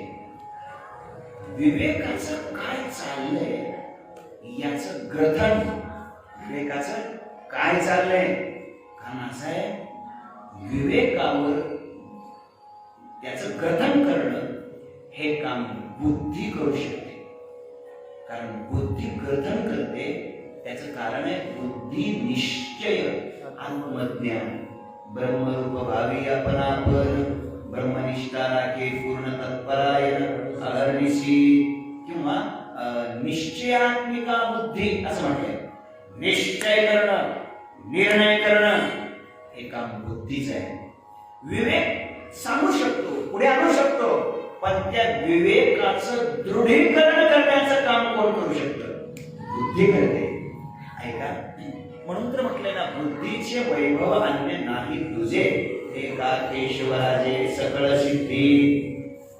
विवेकाची कीर्ती त्याचं निश्चयात्मक निश्चय ह्या रूपांतर करून ते ग्रथित करण्याचं काम बुद्धीने केले. आणि आता पुढे ऐका, बुद्धी आणि विवेक या दोघांचं काय चाललंय याच्यावर वैराग्याचा अंकुश असलाच पाहिजे. जर विवेक आणि बुद्धी यांच्यावर वैराग्याचा अंकुश नसेल तर अति बुद्धिमान, अति विवेकी माणसं अति लबाड सुद्धा ठरू शकतात. ऐकते तुम्ही, जे मोठे मोठे घोटाळे होतात हे कमी बुद्धिमान माणसं करतात का अति बुद्धिमान माणसं करतात? अति बुद्धिमान माणसं. आणि म्हणून बुद्धी आणि विवेक यांच्यावर अंकुश कोणाचा असला पाहिजे? वैराग्याचा. वैराग्याचा अंकुश असला पाहिजे. म्हणून ते वाचले कोणी? लखनजी. ब्रह्म आपलं सौमित्रानं लक्ष्मणानं वाचले. वैराग्याचा अंकुश आहे त्याच्यावर. आणि पुढं बुद्धी, विवेक आणि वैराग्य या तिन्हीलाही खऱ्या अर्थानं अधिष्ठान कोणाचं असेल तर जय देव निजबोध राम. निजबोध काय?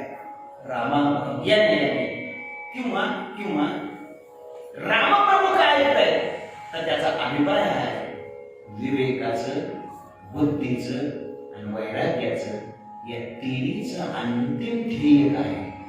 विवेक कुठपर्यंत, वैराग्य कुठपर्यंत, बुद्धी कुठपर्यंत? विवेक, वैराग्य आणि बुद्धी. विवेक, वैराग्य आणि बुद्धी हे तिन्हीच अंतिम ध्येय ते आहे की बोध स्वरूपामध्ये निजबोध रूपा. या निजबोध स्थितीमध्ये जीवन जाऊन पोहोचलं पाहिजे. ऐका, एकदा का जीवन बोध स्वरूप झालं की तिथं विवेकही थांबला, तिथं वैराग्यही थांबलं, तिथं बुद्धीही थांबली. मग तिथं तैशी जाणीव चेतन निघे, विचार सरता पावला निघे, तर्काने निघे अंगी जयाच्या, तैशी जाणीव चेतन निघे. या न्यायाने तिथं जाणीव, बुद्धी, विवेक, वैराग्य सगळंच अलीकडे राहतं. किंवा बोध स्वरूप जीवन झाल्यानंतर, बोध स्थितीमध्ये जीवन पोहोचलं, निजबोध रूपामध्ये जीवन पोहोचलं की मग विवेकाचा, वैराग्याचा, बुद्धीचा या सगळ्याचाच लोप पावतो. सगळेच त्या स्वरूपामध्ये सम्मिलित होतात. म्हणून प्रत्यक्ष निजबोध स्वरूप असलेले रामप्रभू या ठिकाणी ऐकत आहे. ते ब्रह्मपत्र आहे. जीवनात पत्र अत्यंत महत्वाचं आहे. सांगावा अत्यंत महत्वाचं आहे. निरोप अत्यंत महत्वाचा आहे. माहिती अत्यंत महत्वाची आहे, शिक्का अत्यंत महत्वाचा आहे, चिठ्ठी अत्यंत महत्वाची आहे, आपल्याकडे काहीतरी आधार अत्यंत महत्वाचा आहे. आत्मस्वरूपी या घराला जर जायचं असेल, आत्मस्वरूपी या घराला जर जायचं असेल तर हातामध्ये पत्र असलंच पाहिजे. कोणतं पत्र असलं पाहिजे? कुठल्या घराला जायचंय? मूळ घराला जाण्याकरता, आत्मस्वरूप या घराला जाण्याकरता, निजबोध रूप या घराला जाण्याकरता जे ब्रह्मज्ञानी आहेत, जे ज्ञानी आहेत, जे महात्मे आहेत, ते हातामध्ये पत्र घेतात. ज्ञानोबाची किती गोड भाषा आहे. ज्ञानोबाला सांगतात, पै अहंतादी भावा आपुलिया, झाडा देऊनी आगवेया, पत्र घेती ज्ञानीये जया मूळ घराशी. मूळ घराला जाण्याकरता ज्ञानी महात्मे आपल्या हातात पत्र घेतात. विवेक म्हणजे मारुतीराय म्हणजे ज्ञान संपन्न आहे. मग ज्ञान संपन्न असणारे मारुतीरायाने जायचंय कुठं? रामप्रभूकडे. आणि मग रामप्रभू हेच तर आपलं सगळ्याचं मूळ घर आहे ना. मग या मूळ घराला जाण्याकरता हातात पत्र घेतलंय. पण ते पत्र घेताना घेतलंय कसं? पै अहंतादी भावा आपुलिया, झाडा देऊनी आगवेया. आगवेया आपुलिया अहंतादी भावा झाडा देऊनी म्हणजे काय? स्वतःची अहंता, स्वतःचा मीपणा, स्वतःचा गर्व, स्वतःचा पराक्रम, स्वतः काय काय केलं या सगळ्याला झाडा दिला, हे बाजूला फेकून दिलं. पत्र घेतलं तेव्हाच मूळ घरापर्यंत पोहोचता येतं. मला तर असं म्हणायचंय, थोडं धाडस कर दे, थोडं धाडस कर दे.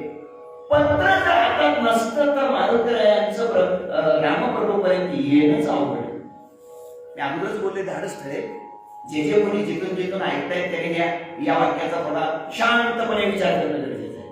शांतपणे मी धाडसाने वाक्य सांगितले. कोणतं? जर ब्रह्मदेवाचं पत्र हातात जर मारुतीरायांच्या नसतं तर रामप्रभूपर्यंत येणंच अवघड झालं असतं.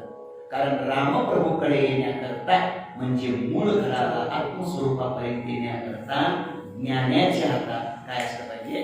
पत्रच असलं पाहिजे. आणि पत्र हातात घेताना त्यानं आगवेया अहंतादी भावा झाडा दिलाच पाहिजे. आणि तो त्याने झाडा सगळं दिला. अरे कोण मी मारुती, आडनाव मारुती, माझं काय मारुती म्हणजे सगळ्या आपल्या नावाला, कीर्तीला, ताकदीला सगळ्याचा झाडा दिला. सगळं झटकून बाजूला काढलं, पत्र घेतलं. आणि म्हणून मूळ घर असणाऱ्या रामप्रभूपर्यंत मारुतीराय पोहोचले.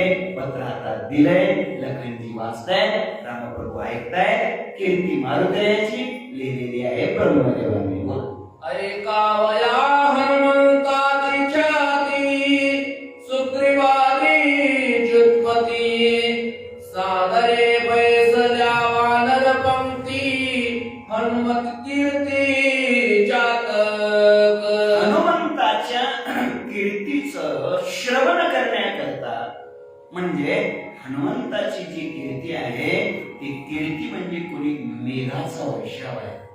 आणि तो मेघाचा वर्षाव झेलण्याकरता हे सगळे वानर, जुत्पत्ती वानर, हे सगळे काय जातक आहेत. वाट पाहत आहेत त्याची. त्या सगळ्यामध्ये मुख्य कोण आहे तर त्याचं नाव आहे सुग्रीव. नाही ना, नाव घेतलेलं सुग्रीव. सुग्रीवाचं नाव घेतलेलं आहे. का बरं सुग्रीवाचं नाव का घेतलं? तो राजा आहे. परमेश्वर महाराजांनी उत्तर दिले तो राजा आहे. मला हे उत्तर द्यायचंय तो राजाच आहे. पण तो कशाचा राजा आहे? तो कोणाचा राजा आहे?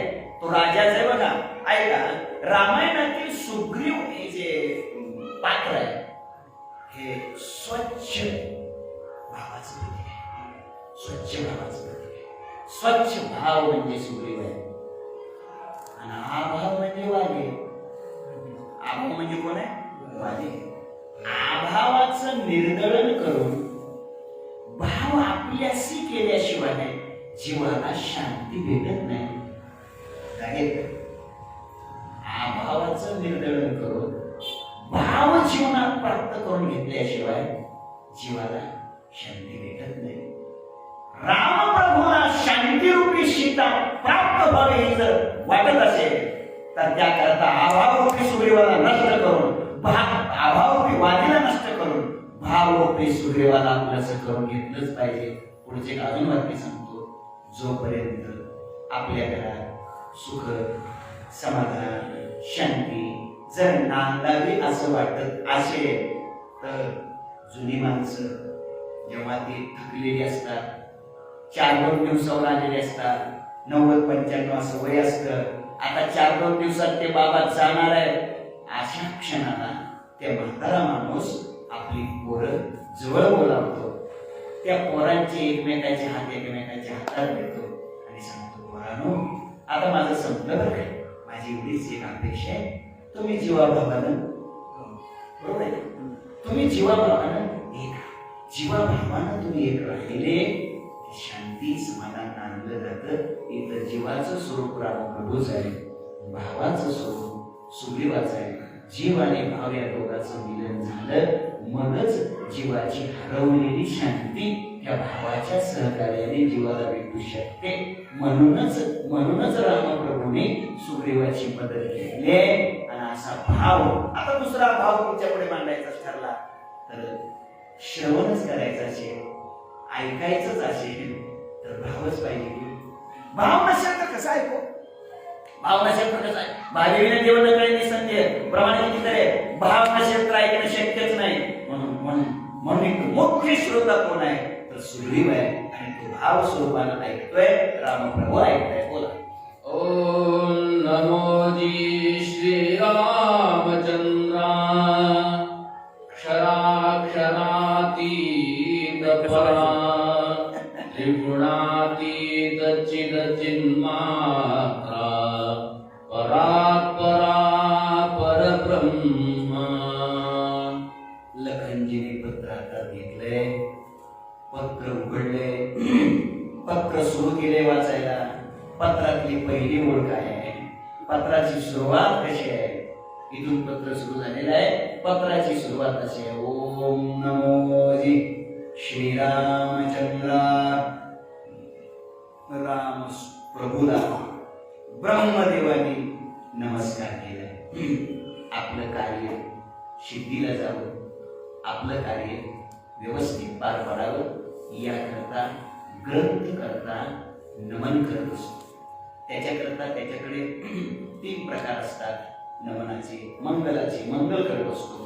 एक नमस्कार मंगल असतं, एक वस्तू निर्देशरूप मंगल असतं आणि एक आशीर्वाद रूप मंगल असतं. हे 3 मंगलाचे प्रकार आहेत. इथे ओम नमोजी श्रीरामचंद्रा, नमोजी श्रीरामचंद्रा याच्यातून नमस्कार रूप मंगल साधलेलं आहे. ओम याच्यातून वस्तू निर्देश रूप मंगल साधलेलं आहे. ओम नमोजी श्रीरामचंद्रा क्षराक्षरातीत परा.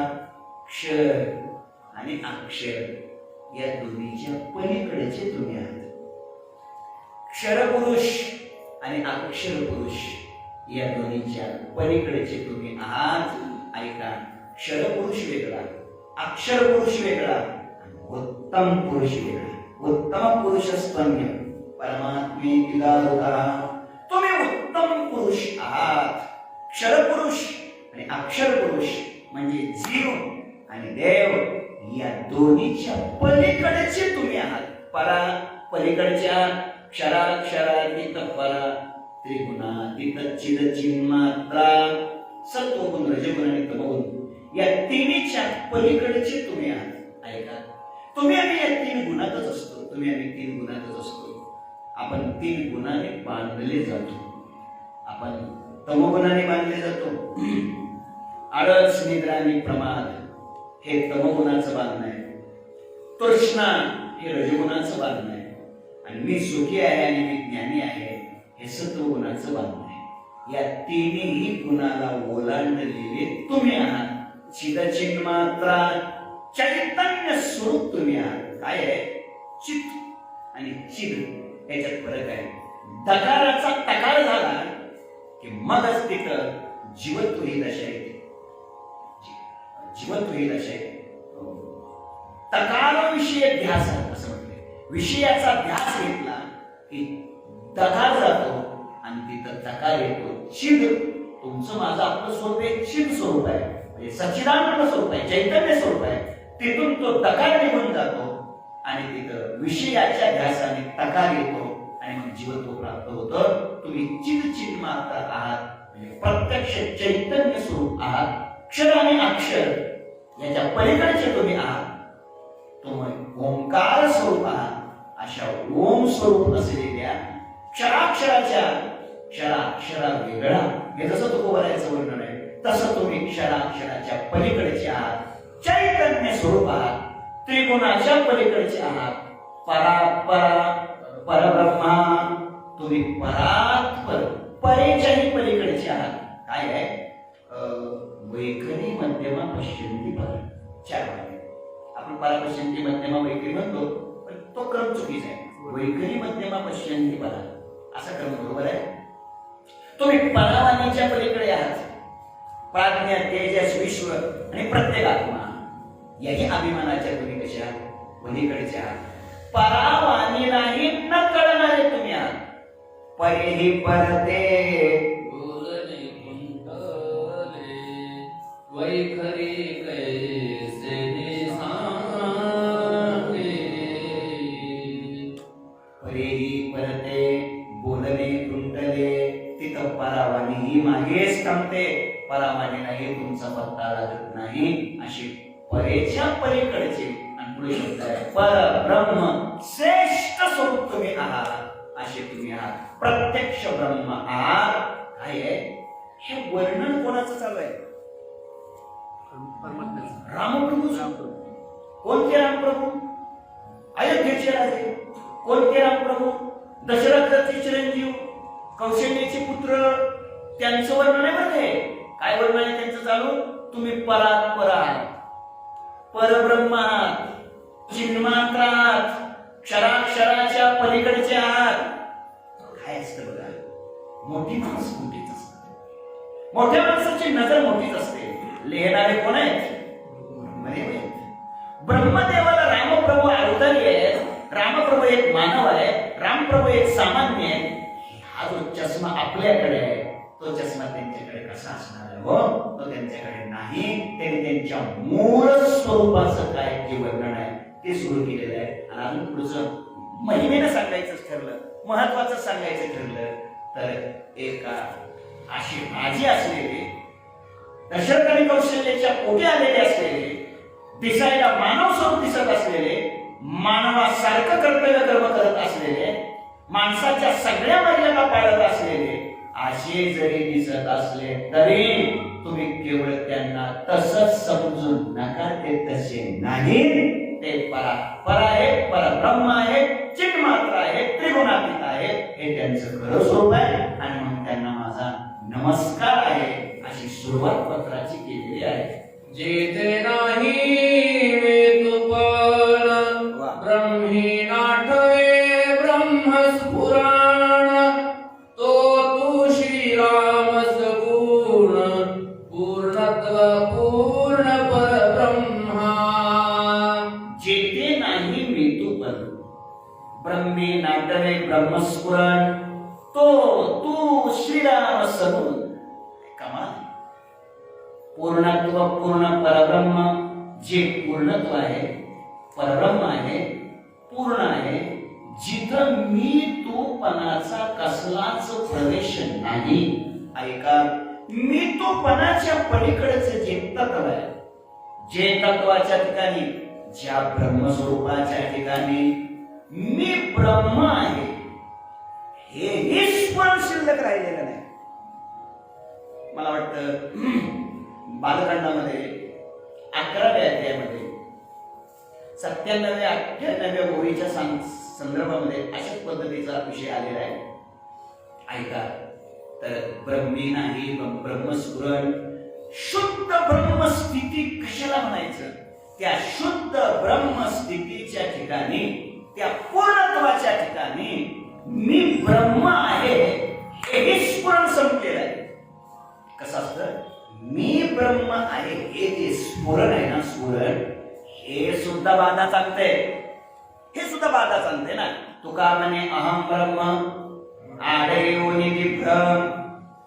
मी ब्रह्म आहे, ऐकते काय?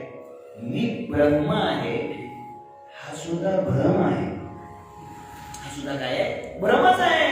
स्वतःला ब्रह्म ब्रह्म ब्रह्म म्हणणं म्हणजे तो स्वतःला ब्रह्म म्हणतोय, म्हणजे तो ब्रह्म वेगळा आहे. कारण त्याचं ब्रह्म म्हणणं चालू आहे, याचाच अर्थ तो ब्रह्म वेगळा आणि तो वेगळा हे सिद्ध झालं ना. म्हणून इथं मी ब्रह्म आहे हे स्मरण संपलं पाहिजे. ऐका, काय अवस्था आहे आणि काही अवस्थेत काही स्फुरण असतात. सुषुप्ती ही एक अवस्था आहे, जागृती ही एक अवस्था आहे, स्वप्न ही एक अवस्था आहे. तर ऐका, सुषुप्तीमध्ये अस्फुरण असतं. सुषुप्तीत कसलंच स्फुरण नसतं, पण ते आवृत्त आहे. पुढे आहे स्वप्न. स्वप्नामध्ये वासना स्फुरण असतं. स्वप्नात सगळं वासनेचं साम्राज्य आहे. पुढे एक अवस्था आहे जागृती. जागृतीमध्ये असतं अहम स्फुरण. मी अहम ओसनाय साधे, हा मी गौरही न पुरता, हे जनक हे ना जाणवायचं. जागृतीतलं आहे अहम स्फुरण, स्वप्नातलं आहे वासना स्फुरण, सुषुप्तीमध्ये आहे अस्फुरण, आणि भक्तीमध्ये आहे भगवत स्फुरण. ही सर्वश्रेष्ठ अवस्था आहे. भक्ताच्या जीवनामध्ये आहे ना ते भगवत स्फुरण आहे. इथं ब्रह्मस्फुरण सुद्धा नाही. मी ब्रह्म आहे असं वाटणं, मी ब्रह्म आहे अशी किंचित का होईना अंधकार निर्माण होणं, हेच त्या ब्रह्माहून वेगळं असल्याचं लक्षण आहे. हाच एक प्रकारचा मग तिथं अभिमान आहे. आणि मग ज्ञानोबा किती गुरु बोलतात, ज्ञानोबा सांगतात ते स्वरूप आहे कसं, ते तत्सोहम तेही अस्तवले, सांगतेची सांगणे झाले, दृष्टत्वेशी गेले दृश्यचेत. ही ज्ञानोबाची भाषा आहे. सोहम तेही अस्तवले, सहा अहम हेही संपलं, जया सोहम बाबा अटकू, मोक्ष सुखाला रंगू, धने तयाचे टिकींचा कलंकू लागेल तुझ्या प्रेमा. अर्थ आहे तिथं सोहम स्थिती ही मागे राहते. ब्रह्मस्थिती, मी ब्रह्म आहे ही स्थिती ही संपलेली आहे. केवळ शुद्ध शांत निरामय निश्चल स्थिती जी पूर्ण ब्रह्मस्थिती आहे. आणि अशी तुम्ही आहात. आणि ते कोण आहात? काही गंमत केली, तो श्रीराम सगुण. काय कमाल आहे.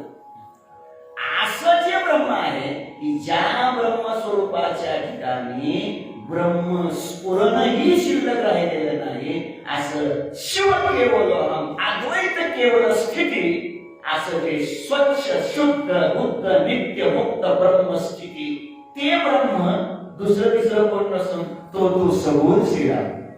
तुम्ही जे सगुण देहधारी मूर्तीधारी जे दिसतायत ना आम्हाला राम, ते सगुण श्रीरामच कोण आहे तर ब्रह्मस्फुरण रहित असं एकच जे ब्रह्म आहे ते तुम्ही आहात. हे वर्णन ब्रह्मदेवाने लिहिलेलं आहे. लक्ष्मण लखनजी वाचत आहे, सुग्रीवाने राम प्रभू ऐकत आहे. ब्रह्मया तुझे ब्रह्मत्व, धर्मा तुझे धर्मत्व, कर्मा तुझे कर्मत्व, तू स्वयमेव चिन्मात्र. ब्रह्मया तुझे ब्रह्मत्व, तुमच्यामुळे ब्रह्मदेवाला, तुमच्यामुळे ब्रह्माला ब्रह्मत्व आहे. धर्मा तुझे धर्मत्व, तुमच्यामुळे धर्म स्थितीमध्ये टिकून आहे. कर्मा तुझे कर्मत्व, कर्माच्या ठिकाणी जे कर्मत्व आहे ते तुमच्यामुळेच आहे. तो स्वयमेव चिन्मात्र, तुम्ही प्रत्यक्ष चिन्मात्र स्वरूप आहे. धर्म कर्म ब्रह्म या सगळ्याला ब्रह्माला ब्रह्मपणा, कर्माला कर्मपणा, धर्माला धर्मपणा तुमच्यामुळे आहे. तुम्ही नसेल तर कसं शक्य आहे. आणि असे जे तुम्ही आहात ते तुम्ही प्रत्यक्ष सगुण श्रीराम जे तुम्ही ते आहात, हा अभिप्राय अर्थात हे वर्णन ब्रह्मदेवाने केलेलं आहे. तुझ निर्विकार श्रुती म्हणती, तो तू भाससी विश्वमूर्ती. विश्व तू मानिता निश्चिती, तव ते श्रीपती तुझी माया. गोड गोड नाताने किती सुंदर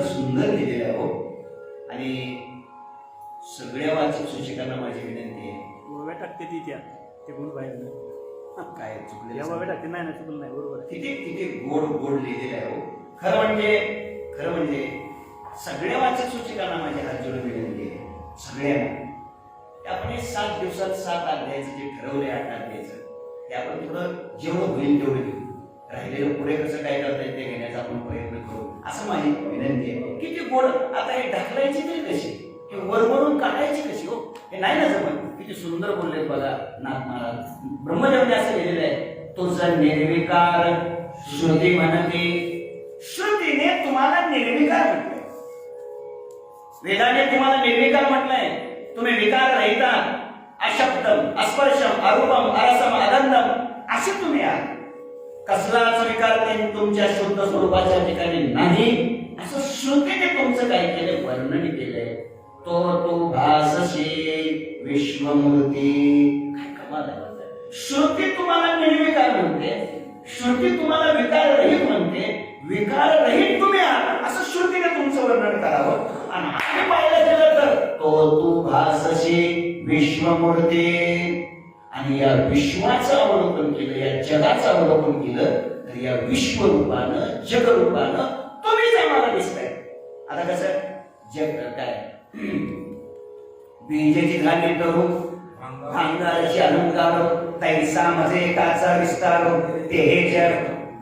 हे तुमचं वर्णन आहे. तुम्ही शुद्ध स्फटिक संकांशम शुद्ध विद्यापदायकम शुद्ध पूर्ण चिदानंदम सदाशिवम असं तुमचं वर्णन आहे. तुम्ही शुद्ध आहात, निर्विकार आहात. असं असताना बघायला गेलं तर हे सगळं विश्वरूप कोणाचं आहे, तुमचंच आहे. कारण चैतन्याची शोभा शोभत असे, आपण म्हणतो ना एका जनार्दनी एकपणे उभा, चैतन्याची शोभा शोभत असे. हे सगळं विश्व हे कोण आहे, विश्व विश्व नसून विश्वदेव सत्य ते. म्हणजे हे विश्व ही प्रभूची भगवंताचीच काय मूर्ती आहे. म्हणजे विश्वरूपाने जगत रूपाने कोण नटलेलं आहे, प्रभूच नटलेला आहे, परमात्माच नटलेला आहे. एकीकडे श्रुती तुम्हाला काय म्हणते, तुम्ही निर्विकार, काहीच संसार नाही, उपाधी वेगळे, तुम्ही निर्विकार असं श्रुती तुमचे वर्णन करते. दुसऱ्या बाजूला पाहायला गेला तर या विश्वरूपानं विश्वाच्या रूपानं जी मूर्ती आहे विश्वमूर्ती ती तुमचीच आहे. दुसऱ्या बाजूला बघायला गेलं तर विश्व स्वरूपाने तुम्हीच दिसताय. तो भासाची विश्वमूर्ती. आता ऐका, विश्व तू मानिता निश्चिती तव ते श्रीपती तुझी माया. काय कमाल आहे. ऐका जरा, शुद्ध निर्विकार तुमचं स्वरूप आहे श्रुतीने सांगावं. जगाकडे बघितलं तर हे जग जग नसून जगदेव हरी. केवळ परमात्मा जग म्हणजे काय, परमात्मा जगत रूपाने नसलेलं आहे. सोनं आहे, सोनं बरोबर. सोन्याचे अलंकार बनवले, सोन्याचे काय केले, अलंकार बनवले. अनेक अलंकार जेव्हा सोन्याचे बनलेले असतात तेव्हा त्या अलंकारामध्ये सोनं असतं का, असतच की अलंकारामध्ये सोनं असतं का, सोनच अलंकार असतं, सोनच अलंकार असतं. काय आपण बघितले की अलंकार दिसतात. तुम्ही जागे अजून आपण पाहिले की अलंकार दिसतो. आणखी काहीतरी वेगवेगळे काय तुमचे काय बदाम लागी आपल्याला अलंकार दिसतात. सोनाला अलंकार दिसत नाही. सोनं दिसतं, सोनं त्याची नजर सोन्याची आहे. ऐका, म्हणजे थोडक्यात काय सिद्ध हे झालं की सोनं अलंकार मुळात अलंकार नाहीतच. हे सगळे जे अलंकार आहेत हे अलंकार म्हणजे प्रत्यक्ष गुण काय आहे, सोनच. तसं परमात्माच अलंकार रूपाने म्हणजे जगरूपाने नटलेला आहे. म्हणून तो पाहता भासची विश्वमूर्ती. एकीकडे निर्गुण आहे, निर्विकार आहे, पाहायला गेलं तर विश्वमूर्ती आहे. आणि म्हणून तुला विश्वमूर्तीच म्हणावं तर विश्व तू मानिता निश्चिती. म्हणून हे सगळं विश्व हे सगळं जग म्हणजेच देव आहे. म्हणजे या जगालाच देव म्हणायचं, या विश्वालाच देव म्हणायचं असंच जर ठरवलं तर तसं म्हणता येत नाही. काय पुढे म्हटलंय, तेव्हा ते श्रीपती तुझी माया. काय कमाल आहे. ह्या सगळ्या विश्वालाच मग देव म्हणावं तर हे विश्व म्हणजे विश्व नाही, देवा ही तर तुझी काय आहे, माया आहे. तुझ्या मायेने हे सगळं केलेलं आहे, ही सगळी तुझी माया आहे. नेमकं तुला काय समजावं, नेमकं तुला कसं समजावं. काय गोड होईल बघा. ज्ञानोबा सांगतात, ठाण्याती उमे पुमप हे निद्रिता समीप चेतावली. अजून दुसरी होईल, मला आठवत नाही आता मुद्दा एक तरी हे माया म्हणजे विश्वालाच देव म्हणावं तर विश्व तर कोण आहे माया. कारण हे आकार आला रूप आलं आणि नाव आलं आणि नामाने रूप अस्ति भाती प्रिय हो ना. मग नाम आणि रूप हे जे आहे दिसतंय यालाच तू म्हणावं म्हणजे परमात्मा म्हणावं. तर देवा तसं तर नाही. कारण नाम आणि रूप हे तर वेदांतामध्ये मायेचे अंश आहेत. अस्ति भाती प्रिय हे तीन ब्रह्माचे अंश आहेत. नामरूप हे मायेचे अंश आहेत. सच्चित सुखात्मक ब्रह्म म्हटलंय आणि नामरूपात्मक जगत म्हटलंय. म्हणजे या दिसणाऱ्या विश्वाला तूच म्हणावं तर ते नाही. कारण रूपाने नाव हे मायेचे अंश आहे. बरं नाही म्हणावं तर तूच विश्वरूपानं म्हटलेला आहे. ही गंमत आहे. किती गोड वर्णन केलेलं आहे. आपल्या वेळेच्या मर्यादेत 5-10 मिनिट आपल्याला थांबायचं. बोल. तू साकार ना निराकार, तू विश्वनाथ विश्वंभर, तुझ्या स्वरूपाचा निर्धार न कळे साचार श्रुती शास्त्रा. साकार ना निराकार. तुला साकारही म्हणता येत नाही निराकारही म्हणता येत नाही. निराकार म्हणावं तर विश्वरूपाने जगत रूपाने तूच दिसतो. साकार म्हणावं तर रूपाने नाव हे तर मायेचे अंश आहे. तो तर मायेचे अतीत आहेस म्हणून तुला साकारही म्हणता येत नाही निराकारही म्हणता येत नाही. तो विश्वनाथ विश्वंभर. तू विश्वनाथ आहेस विश्वंभर आहे. विश्वाचे मालकही तुम्हीच आहात आणि विश्वात ओतप्रोत भरलेलेही तुम्हीच आहात. तुझ्या स्वरूपाचा निर्धार न कळे साचार श्रुतीशास्त्रा. तुमच्या स्वरूपाचा निर्धार तुम्ही नेमके कसे आहात हे श्रुतीला कळत नाही शास्त्राला कळत नाही. जे श्रुतीला कळत नाही जे शास्त्राला कळत नाही ते मला कळले असं म्हणण्याचा मूर्खपणा कशाला आपण करावा. श्रुती शास्त्राला न कळणार हे तत्व आहे अशी तुम्ही आहात. बोला. श्रुती म्हणती नेती नेती, शास्त्रे तोटावली चित्ती, चारी वाचा मौनावती, तो तू रघुपती परमात्मा. श्रुती नेती म्हणती. श्रुती जिथे नयती श्रुती असं म्हणतात. श्रुती नेती म्हणतात. श्रुती नेती शास्त्रे थोटावती चित्ती. शास्त्र सुद्धा पाहेपा जाणवेची बळे. कोणी वेदापासून अशाकडे की शेषामुनी तोंडाकडे बोलते आधी तोही अंतुरणा तळवटी तडे. एरो नेती म्हणून पहुडे येत सनकारे गवेडे विषय झाले. काय हे न इति याचा अर्थ असा नाही ऐका. असा नाही पर्यंत सांगता आलं. असा नाही कसं आहे ते नाही सांगता. नाही सांगता नीट आहे. मुद्दा इतकाच असा आहे. खरं म्हणजे असा नाही हे ते सांगणंच आहे. पुढे काय असा आहे सत आहे चिद आहे आनंद स्वरूप आहे हे विधिमुखाचं. आसद नाही आपला आसद नाही जड नाही दुःखरूप नाही हे निषेधमुखाचं. म्हणजे कधी विधिमुखाचं वर्णन आहे तर कधी निषेधमुखाचं वर्णन. असा नाही असं सांगितलं जातंय. चारी वाचा मौनावती तो रघुपती परमात्मा. इथं चारी वाचेला सुद्धा मौन आलं. वाचाही जिथं थांबल्या वाचेच्या पलीकडे असणारा येतो वाचो निवर्तन्ते अप्राप्य मनसा सरळ. वेदमुखी झाले मन पवन पांगुळले रात्री विना मावळले रवी शशी असं तुमचं स्वरूप आहे. आता जैसा हे तैसिया, नमो तुझ श्री राम राया, तुझिया कृपे श्री रघुवरया, स्तुती वदावया सामर्थ्य. आता जैसा हेसी तैसिया. तुम्ही आता जसे आहात तसे. आता कसे आहात तुम्ही जे तरी ठरवा. तुम्ही जसे आहात तसे. पण गंमत आहे बघा. श्रीमद भगवद्गीता आपली गीता आहे ना ते गीतेवर खाली लिहिलेलं आहे जशी आहे जशी आहे इस्कॉन है ना. म्हणजे जशी आहे तशी कशी आहे माहित नाही, हे महत्वाचं. अरे ही अशीच आहे हे सांगता येत नाही, म्हणून ती जशी आहे तशीच. तशी. तसं जैसा सशी तैसिया. तुम्ही जसे आहात तसे. तुम्ही शुद्ध आहात, निर्गुण आहात, निराकार आहात, निर्विकार आहात, निर्वयव आहात, शुद्ध आहात, परात्पर आहात, क्षराक्षरातीत आहात, चिन्मात आहात, चिदैक्य आहात, त्रिगुणातीत आहात. असे मग तसे. तुम्ही विश्वरूप आहात, जगतरूप आहात, विश्वरूपात नटलेला आहात तसे. तुम्ही निर्गुण आहात तसे. तुम्ही सगुण आहात तसे. तुम्ही जसे असताल तशा रूपाला माझं काय आता नमन आहे. जैशा ते तैशिया, अशा तुमच्या रूपाला माझं काय आहे नमन आहे. तुझ्या कृपे श्री रघुवरिया, तुम्ही आता माझ्यावर कृपा करा आणि तुमच्याच कृपेनं मला स्तुती वदण्याचं सामर्थ्य द्या.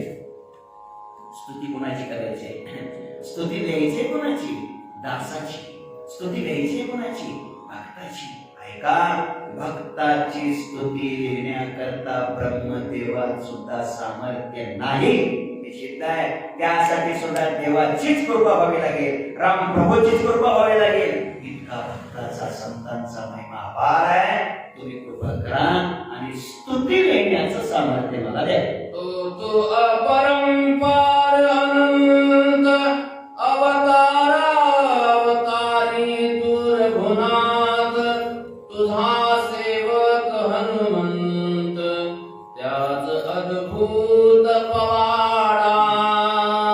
तुम्ही अपरंपार आहात, अनंत अवतारयुक्त आहात, असे तुम्ही श्रीराम आणि तुमचाच सेवक असलेला हनुमंत आणि त्या हनुमंताचा अद्भुत पवाडा आहे, अद्भुत कीर्ती आहे, महिमा आहे. आणि तुम्ही तो ऐका म्हणून लिहिला सुरुवात केलेली आहे. लंघोलिया अंबापती अपापती एवोनिया लंके प्रती, हनुमंते केली जय जय ख्याती, ते तो रघुपती अवतारी. लंघोनी अपांपती, समुद्राचं लंघन करून, उल्लंघन करून लंकेमध्ये आल्यानंतर मारुतीची ख्याती केली, जो महिमा केला रघुपती. ऐका तो महिमा मी देतोय. तू अवतार श्री रामचंद्र, तुझे अगम्य चरित्र, तुझा रंक पाले खाईर, हनुमान वानर गम्य. तुम्ही अवतारधारी श्रीरामचंद्र प्रभू आहात. तुमचं चरित्र अगम्य आहे आणि तुमचा रंग असणारा, सेवक असणारा, पाले करणारा हनुमान असणारा वानर आहे. त्या वानराचं सुद्धा चरित्र अगम्य अगम्य. प्रभू अगम्य, मग प्रभूचा दास कसा गम्य होईल? प्रभू जसे अगम्य आहे तसे त्यांचे दास, त्या दासाची कीर्ती सुद्धा अगम्य आहे. ते तुम्ही श्रवण करा. अगम्य हनुमंताची गती, अगम्य हनुमंताची ख्याती, अगम्य हनुमंताची कीर्ती, ऐके रघुपती पुरुषार्थ. हनुमंताची गती अगम्य आहे, हनुमंताची ख्याती अगम्य आहे, हनुमंताची कीर्ती अगम्य आहे. तुम्ही ऐका, आपल्या बुद्धीला, वाणीला ती आकलन होणारी नाही, हे असं ब्रह्मदेवाचं म्हणणं आहे. ब्रह्मदेवाच्या बुद्धीला जर ती गम्य होत नसेल, ब्रह्मदेवाच्या बुद्धीला जर तिचं आकलन होत नसेल, सामान्याच्या बुद्धीला कसं होऊ शकेल सांगा? त्यांची कीर्ती, गती म्हणजे वेग अगम्यच आहे, कीर्ती अगम्यच आहे, ख्याती अगम्यच आहे. रघुपती तुम्ही ती श्रवण करा. समुद्र लंघोनी हनुमान बळी, महेंद्रगिरीचे पिलातळी, सर्प दडपले पाताळी, तोंडे ते काळी वासिनी. मारुतीरायांनी उड्डाण केलं. उड्डाण केल्यानंतर समुद्रावरून पलीकडे लंकेकडे जात असताना कशा कशा पद्धतीने ते आले, पुढे कशी कशी भिन्न निर्माण झाली, कसा कसा त्यांनी पराक्रम केला, हा सगळा इत्यंभूत जो वृत्तांत आहे तो लिहिलेला आहे. तो वृत्तांत सांगत असताना महेंद्रगिरी चेपीला बळी, महेंद्रगिरी तर पाताळापर्यंत जाऊन पोहोचला. अनेक प्रकारचे तिथं सर्प दळाले, पाताळी, तोंडे तत्काळी वासिली. महेंद्रगिरी पाताळात जाण्यामुळं सर्पाने गरड ओकायला सुरुवात केली, सर्प दाबले गेले. असा हा मारुतीरायाने उड्डाण केल्यापासून पुढे जो घडलेला वृत्तांत आहे, पुढचा जो सगळा इतिहास आहे, अर्थात पुढचं जे पत्र आहे ते पत्र लखनजी वाचत आहेत, रामप्रभू ऐकत आहेत, सुग्रीवजी आहेत, सगळेच आहेत. संत कृपा प्रासादिक धर्मशाळेमध्ये आपण सगळे आहेत आणि मोबाईलवर, फेसबुकवर संपूर्ण महाराष्ट्रामध्ये सगळे रामप्रेमी मंडळी ऐकत आहेत. 40 वेळा झालेले आहेत आणि आपण आता इथे वेळेची मर्यादा आपली संपलेली आहे, म्हणून आपण या ठिकाणी थांबतो. जशी तुम्ही बुद्धी द्याल, जशी तुम्ही श्रोते लोक कृपा कराल, जसे वाचक सूचक जिथं जिथं जसे जसे आहेत तिथून मोकळ्या मनानं प्रेम करतील, तशा पद्धतीने आपण हे सांगण्याचा, सेवा करण्याचा प्रयत्न करूया. आपल्याला रात्र थोडी सोंग भार आहे आणि कमी वेळेमध्ये आपल्याला जितकं अशक्य होण्यासारखं आहे तितकं आपण शक्य करण्याचा प्रयत्न करूया. अधिक फेसबुकची वेळ तुमची अजून थोडी वाढवून मिळाली तर थोडासा 3-4 वाजे 2:45 ला सुरू करता येते का, थोडासा त्या पद्धतीने आपण आणखी प्रयत्न करूया. तुम्ही सांगा मी ते ऐकतात आता बोलत असतो. हा, उद्यापासून आपण 2:45 ला सुरू करूया आणि 5च्या ऐवजी थोडं 5:15 पर्यंत घेऊया, म्हणजे अर्ध्या तासाची वेळ आणखी वाढवून घेऊया. आणि त्या दृष्टिकोनातून कसं आपल्याला सांगता येईल, चिंतन करता येईल, काय तुमच्या सगळ्याच्या कृपेनं त्या पद्धतीने आपण प्रयत्न करूया. पुन्हा एकदा सर्वच रामभक्तांना, सर्वच वैष्णवांना, माता भगिनी या सगळ्यांना हृदयापासून मी वंदन करतो, नतमस्तक होतो, आपले चरणीस प्रणिपात करतो आणि तुम्ही मोकळ्या मनाने कृपा करत राहा. म्हणजेच आपल्याला हे कसं तरी सिद्धीला जाण्याचा आपण प्रयत्न करूया अशी मी आपल्या चरणी प्रार्थना करतो. कधीतरी रामकृपा, रामनामाची कृपा आपल्या जीवनामध्ये व्हावी आणि आपलं जीवन संत गेले तया ठाया, देवराया पाववी असा आपल्या जीवनाचा प्रवास व्हावा, हीच मनोकामना या ठिकाणी व्यक्त करून आजच्या या 26व्या अध्यायाच्या प्रारंभाला ब्रह्मपत्राच्या पहिल्या अध्यायातील 40 वेळाचा विषय आपण इथपर्यंत पोहोचलेला आहे.